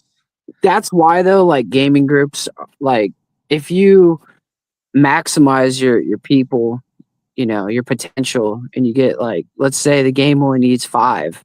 Well, if you allow 10 and there's 10 people in your group, but only 7 show up that day, well, you might have 2 extra, but at least you have those 2 extra for when 3 don't show up or 4 don't show up or 5 don't, you know what I mean? Like always having like a sub person to jump in and out, kind of know what the storyline is. They would have to keep up with it a little bit. So like everybody, like you'd have more characters than the game needed, and people could show up. Everybody would still have a character. Yeah, actually that's something I was thinking about too with the agents and the bots and stuff like that is I was thinking about trying to make a like a server in Discord and then have that server automatically be like generated by based on like the storyline or the game that we're playing. So that way, Oh, like you can go back, right? And you can say like, oh wow, this is what we did that night or whatever. This is the adventure that happened. Like if we had like Chat GPT kind of like listening to our game as we're playing it and then like transcribing it, that's what I'm envisioning kind of thing. And then or summarizing like it in and the whatnot. Discord. Yeah. I have a role playing group that does that. They have ChatGPT write up the game summary after every game, and they post it in the Discord so that the players can catch up on the storyline. Yeah, that'd be sweet, but to automate that, you know what I mean? Yeah, To make it, the thing is you want to maximize everybody's fun and you want to minimize the complications. yeah. The tedium. Yeah, and Yeah. I think we could do a really cool game, you know, with the characters that I was working on. But like I kind of felt like you know, I was going to put in a bunch of work in it. And I was like, well, if we actually don't play this game, I'm going to be so fucking annoyed and pissed off that I was just like, I'm going to put this aside for now because we stopped kind of meeting on Wednesdays. You know what I mean? Hmm. And so, That was probably the little voice of wisdom, because that probably was the thing to do. But the problem is getting enough interest in it where you have a consistent 3 or 4. It doesn't have to be the same people every week, but you have enough of a pool to draw from each week. with their characters. And I find that the fun happens the most when everybody knows their character and they can just kind of jump into the game and immerse themselves in the narrative, the storyline, the flow. And This I is think if happening. What do you do? Okay, let's do this next. What do you do next? And it kind of keeps the story moving forward. yeah, and I think that like if we made it easier to like take your when your turn is or whatever, we just have like here's your spells or whatever. Here's what your actions you can do or whatever. And then it's just like real cut and dry. We don't have to like sit there and go through like a we could all print it out or whatever at our house and we could have it sitting in front of us or have a screen open or something. But just easy enough to where we could talk through the game and move the pieces around the puzzle and like not have to take like, okay, we got to hold on real fast and wait like 2 to 3 minutes per turn or whatever. Keep the game going, streamline it, like make it more about the role playing experience and less about like the rules of the dice, Like, yeah, the dice can like, we could roll the dice or whatever. And we'll just say like, oh, if you get anything below a 12, then your attack misses. Just make the rules so simple that you can instantly see, all right, cool. It's yes or no, one or two. They have some games out there that are like that are more streamlined for that style of playing. And really, that comes down to knowing the character because a lot of us are playing off of the pre-generated characters, so we have to like look up what does our character have, this and that. But if you start with a character you create, you're more invested in it and you know it better. So you already know your powers, you know your spells, you know what you're able to do. And so when you're faced with a situation, you can just get into character and do what the character would naturally do and play it out instead of having to look up a bunch of stuff. So I think that the character, like, and that video idea and the framework and all that, people can actually like embody their character now and make it even more real with AI and video. And I So wanted, keep going. no, go ahead. I was just gonna say that if each person like really gets grounded in their character, takes the time to create a cool character that they relate to and they can get to know it and start to bring that character to life, I think that's gonna be the main foundation for success. Hey, Fatty. I can make 3D like models of it, right? How about a virtual multiple choice? Oh, dude, I've thought about this too.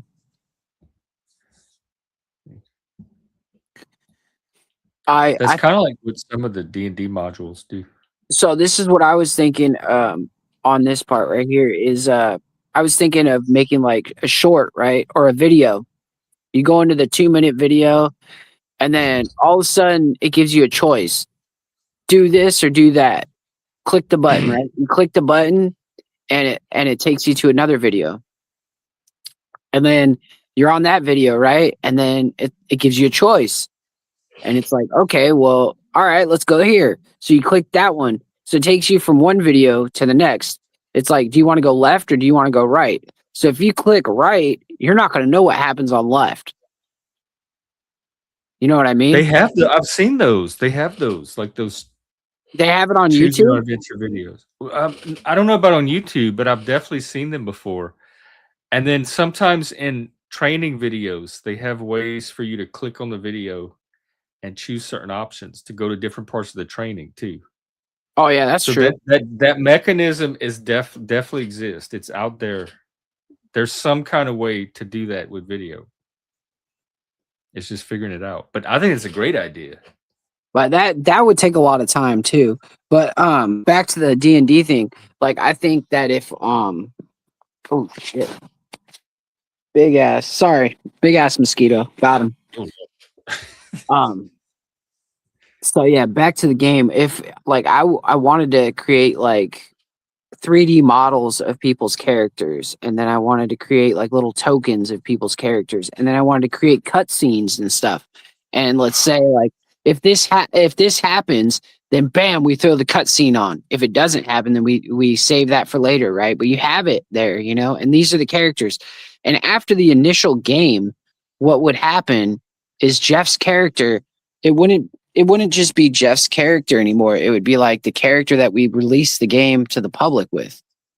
and it would be your character would become a pre-made character, and it would have a storyline, and you'd have cinematics. You see what I'm saying? So if somebody else Yeah. wanted to dungeon master the game, they can go into it and be like, all right, wow, dude, holy shit. All right, these are the choices. These are the cool things that we could possibly see.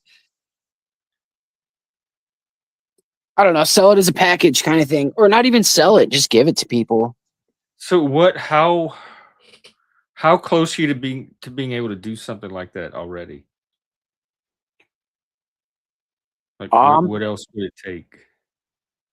I mean, I would just have to figure out how to like make it all like work fluidly, like how to get the map, and then you have the map, right? How we had it on Roll20 or whatever. Uh-huh. I would have to figure out how to play the cinematics over everything. You know what I mean? I think you could do that in StreamYard. You just hit the video button.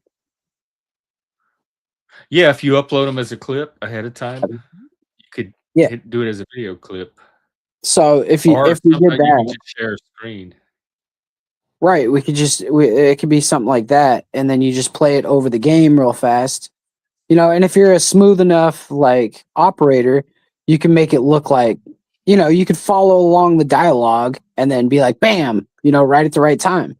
Because if you're the one running the show, you will watch the video hopefully before you play the Yeah, game. the game master would know what videos are available and the most likely points to play them, and so they'd have that kind of prepared in their head.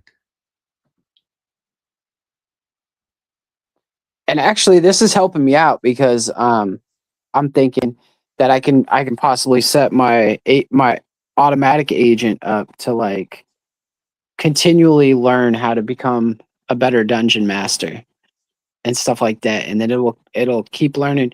But the problem is how do you anything you give the bot, you want to have a way to measure it.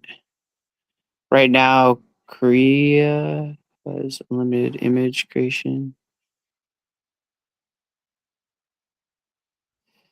If it's just like, I don't know what Kriya is. If it's just regular images, I have like, I have Chat GPT 2, I have Nano Banana. I have pretty much all the AI stuff, and then I have Tripo. Tripo AI does the models, the 3D models. I have that for a month because I paid like $9 for it, $10. You could even get the bot Hermes or whoever to, if you create the game in advance, the storylines, they could tell you what points to make cutscenes for, like what the most dramatic points of the story are, and probably even create the prompts for the cutscenes or even make the cutscenes. Yep. Yeah. And all you would need is the character from each person. So again, it would come to like finding enough people that are willing to invest in at least creating a really fleshed out character that they think that they can immerse themselves in and keep going through a series of games. And that's kind of been a stumbling block for a while. Is a lot of people get excited about it, but no one actually can commit long term to that level of play. Yep. That's the sad thing. That's the sad thing, you know, because it can be so beautiful. And I get it. Like, there's a lot of things to do in life and stuff, but if we streamlined it, we could do an hour a week, you know?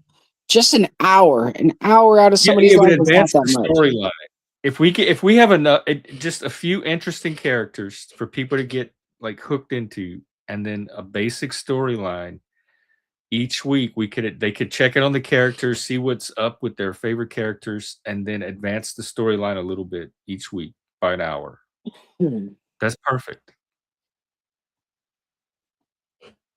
You And know, that even if we get like 10 is ambitious, but even if we get like, I'd say even 5, to where we have 2 or 3 people each week that might be around out of those 5. And we can always keep expanding the pool as people are interested. But if we can get 5 committed players to start with. I think we could pull it off. We had Snow, RW, You, you, RW, me, and then Ren. who else? Ren. But she's kind of, she never knows from week to week. And Dino was very interested too, but I don't know if he's at a point where he can commit week to week. Leggy had talked about being and Track was interested too. So it's just a matter of like, I think we have enough people to create a pool from, but it's just a matter of each week finding out which one of those are actually going to be able to show up.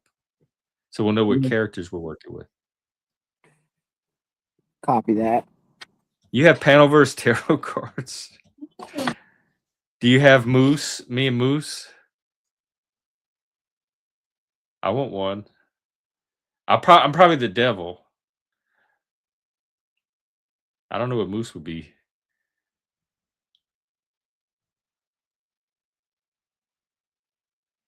Is there a horned one? No, that is the devil. And Fatty, what are you doing AI wise lately? I haven't seen you in a while. Yeah, no, I think that's why. So hang on, because my mind's going in many different directions at once. I am in several online gaming groups, servers.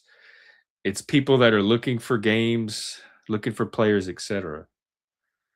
So we might be able to pull enough total strangers in of gaming nerds that at least want to create characters and workshop a game or two. You know what? If we can come up with the game where like every hour we can already like complete an actual adventure kind of thing, and then everybody ends up in town or something like that, then we can make it so that way it's not, it doesn't sound stupid for new characters to be in it every time, because it could just be a different random party of heroes or whatever it is. So not Misfits or necessarily a continuous storyline, but just little one-off mini adventures. right, but it's like the storyline itself would be continuous, right? Because your character would do something. My character might be sleeping or might be doing something else, right? He's not in action because I'm not there. But your character did go on that. You killed the fucking dragon with Broham. Fucking what's his name? I don't even remember his fucking name. The dude who always fights with me. So yeah, like say you're with him and you guys go on an adventure or whatever. So we'll count that as part of the like the world building and stuff. I checked on them. They're doing. Yeah, and so each little mini adventure would still advance a storyline and be part of some larger story. Right. It just, sometimes It's you'd sit whoever's out. around. So but each story would end that week. Like, so whoever's around that week would go off and do some self-contained adventure for that week. Right. And they would finish it on that week. And then if they didn't finish it on that week, then it's kind of sketchy. Then, you know what I mean? Because those people might not show up the next week. Right. So every adventure has to be tailored to less than like an hour. That way the role playing or whatever like people do is for, turns out to be an hour. I'm pretty sure we could fill an hour and it could be fun.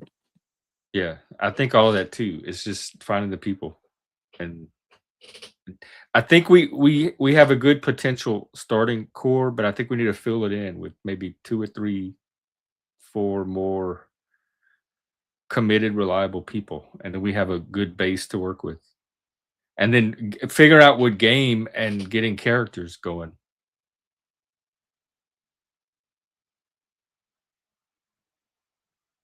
Because once each person has a character, they can start working on the visual stuff for the model.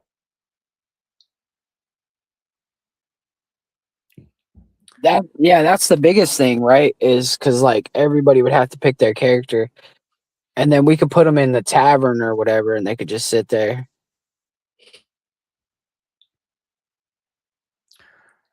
Like, because I'm even thinking of like making my own like Roll20 just specifically for the game kind of thing.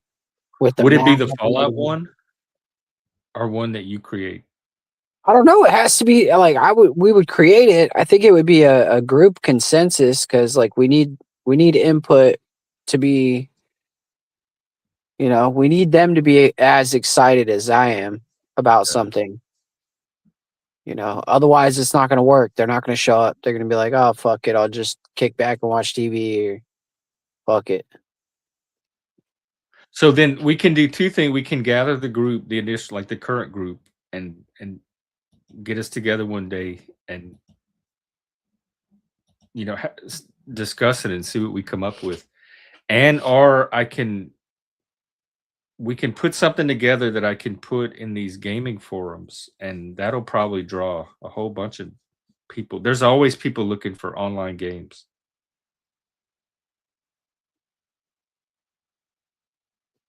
Where are they looking for games at? These are Discord servers, but they're specifically for gamers, role playing, board Yeah. games, online games.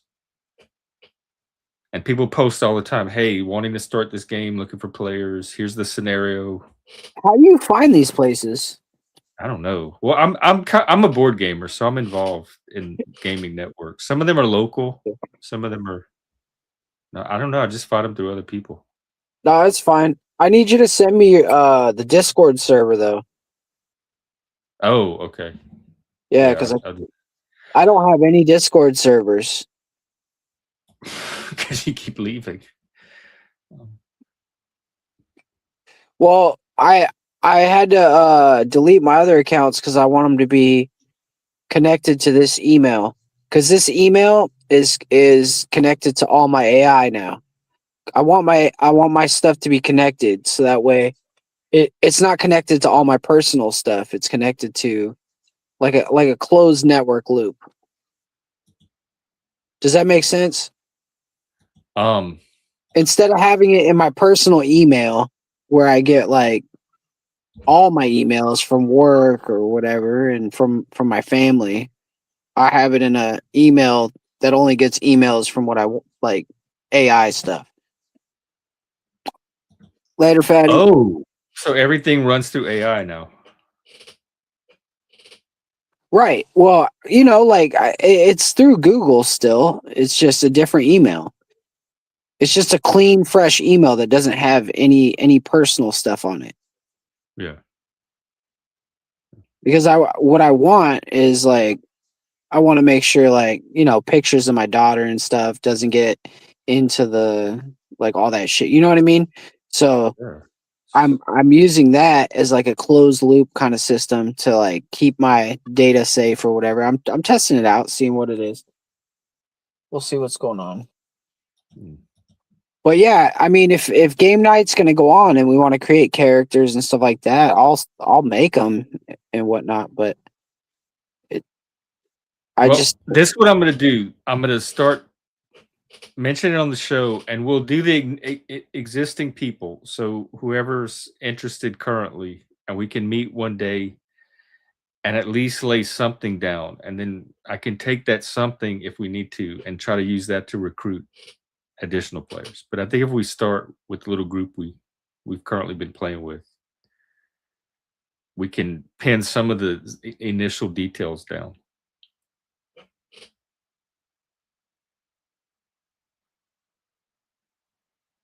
If that sounds good. Nice. Thanks, Fatty. Send me an email or something. Let's All see. right. We don't need... Oh, okay.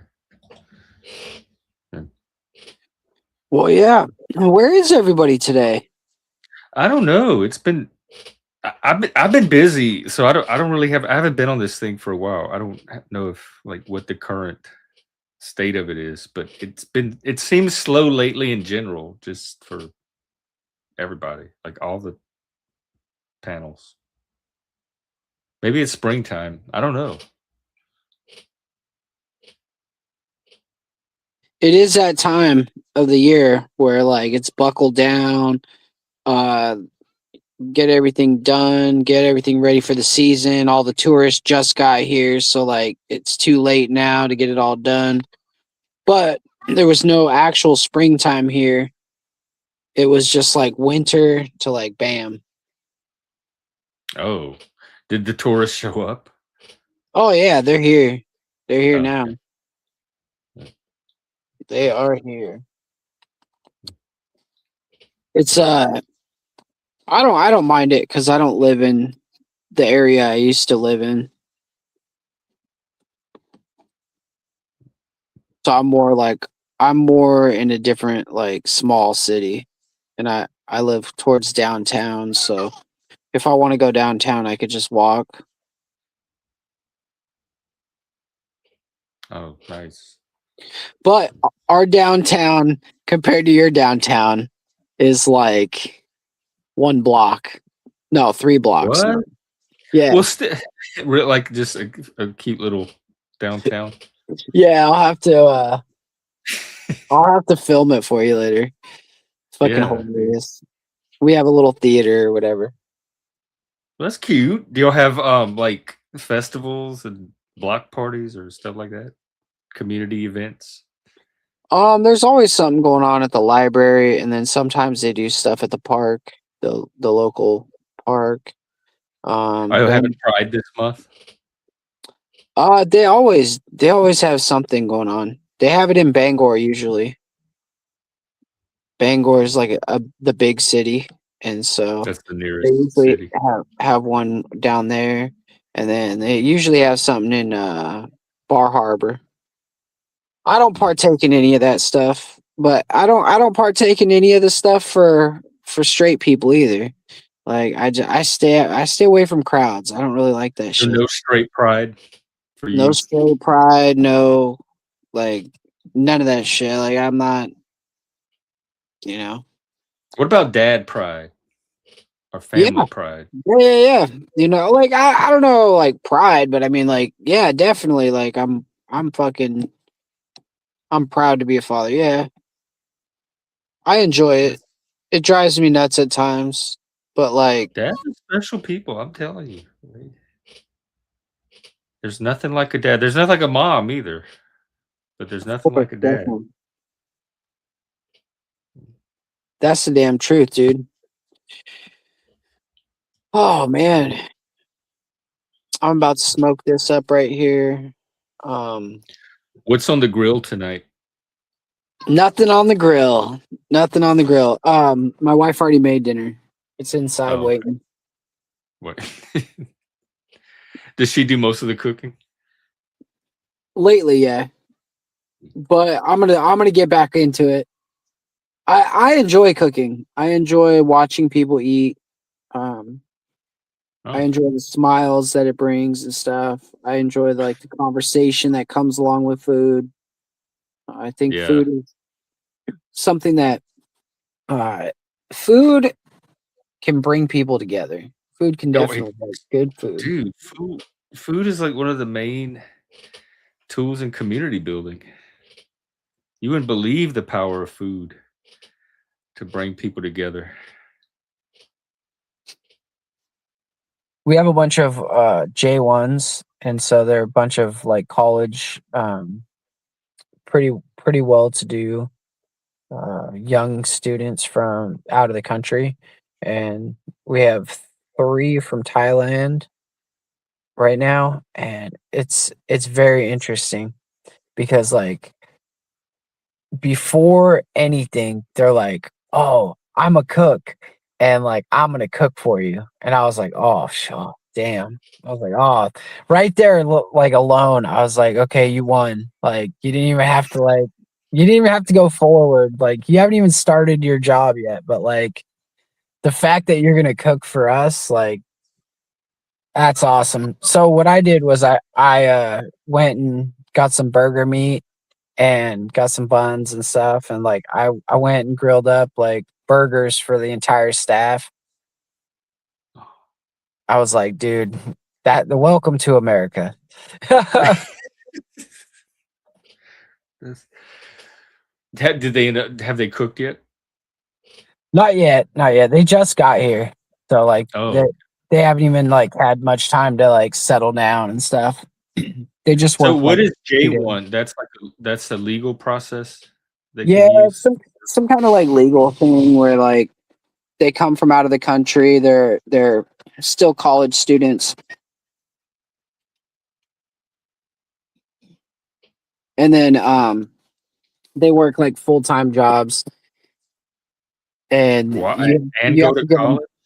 Well, no. They're there like just working, and then you have to give them like housing and stuff, like the company.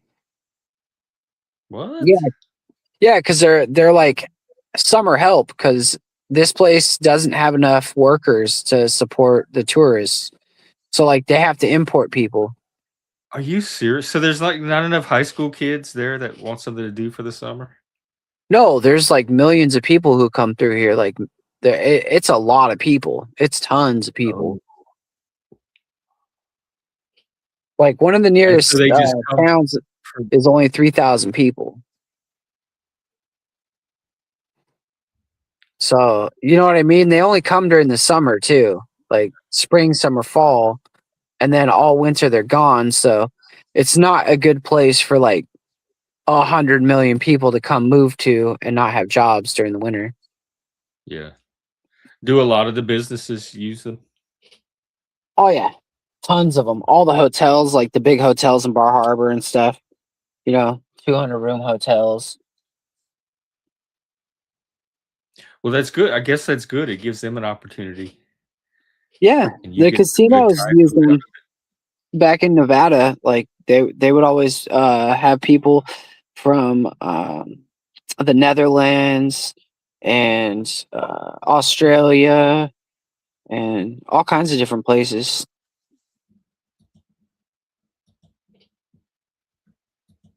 Oh.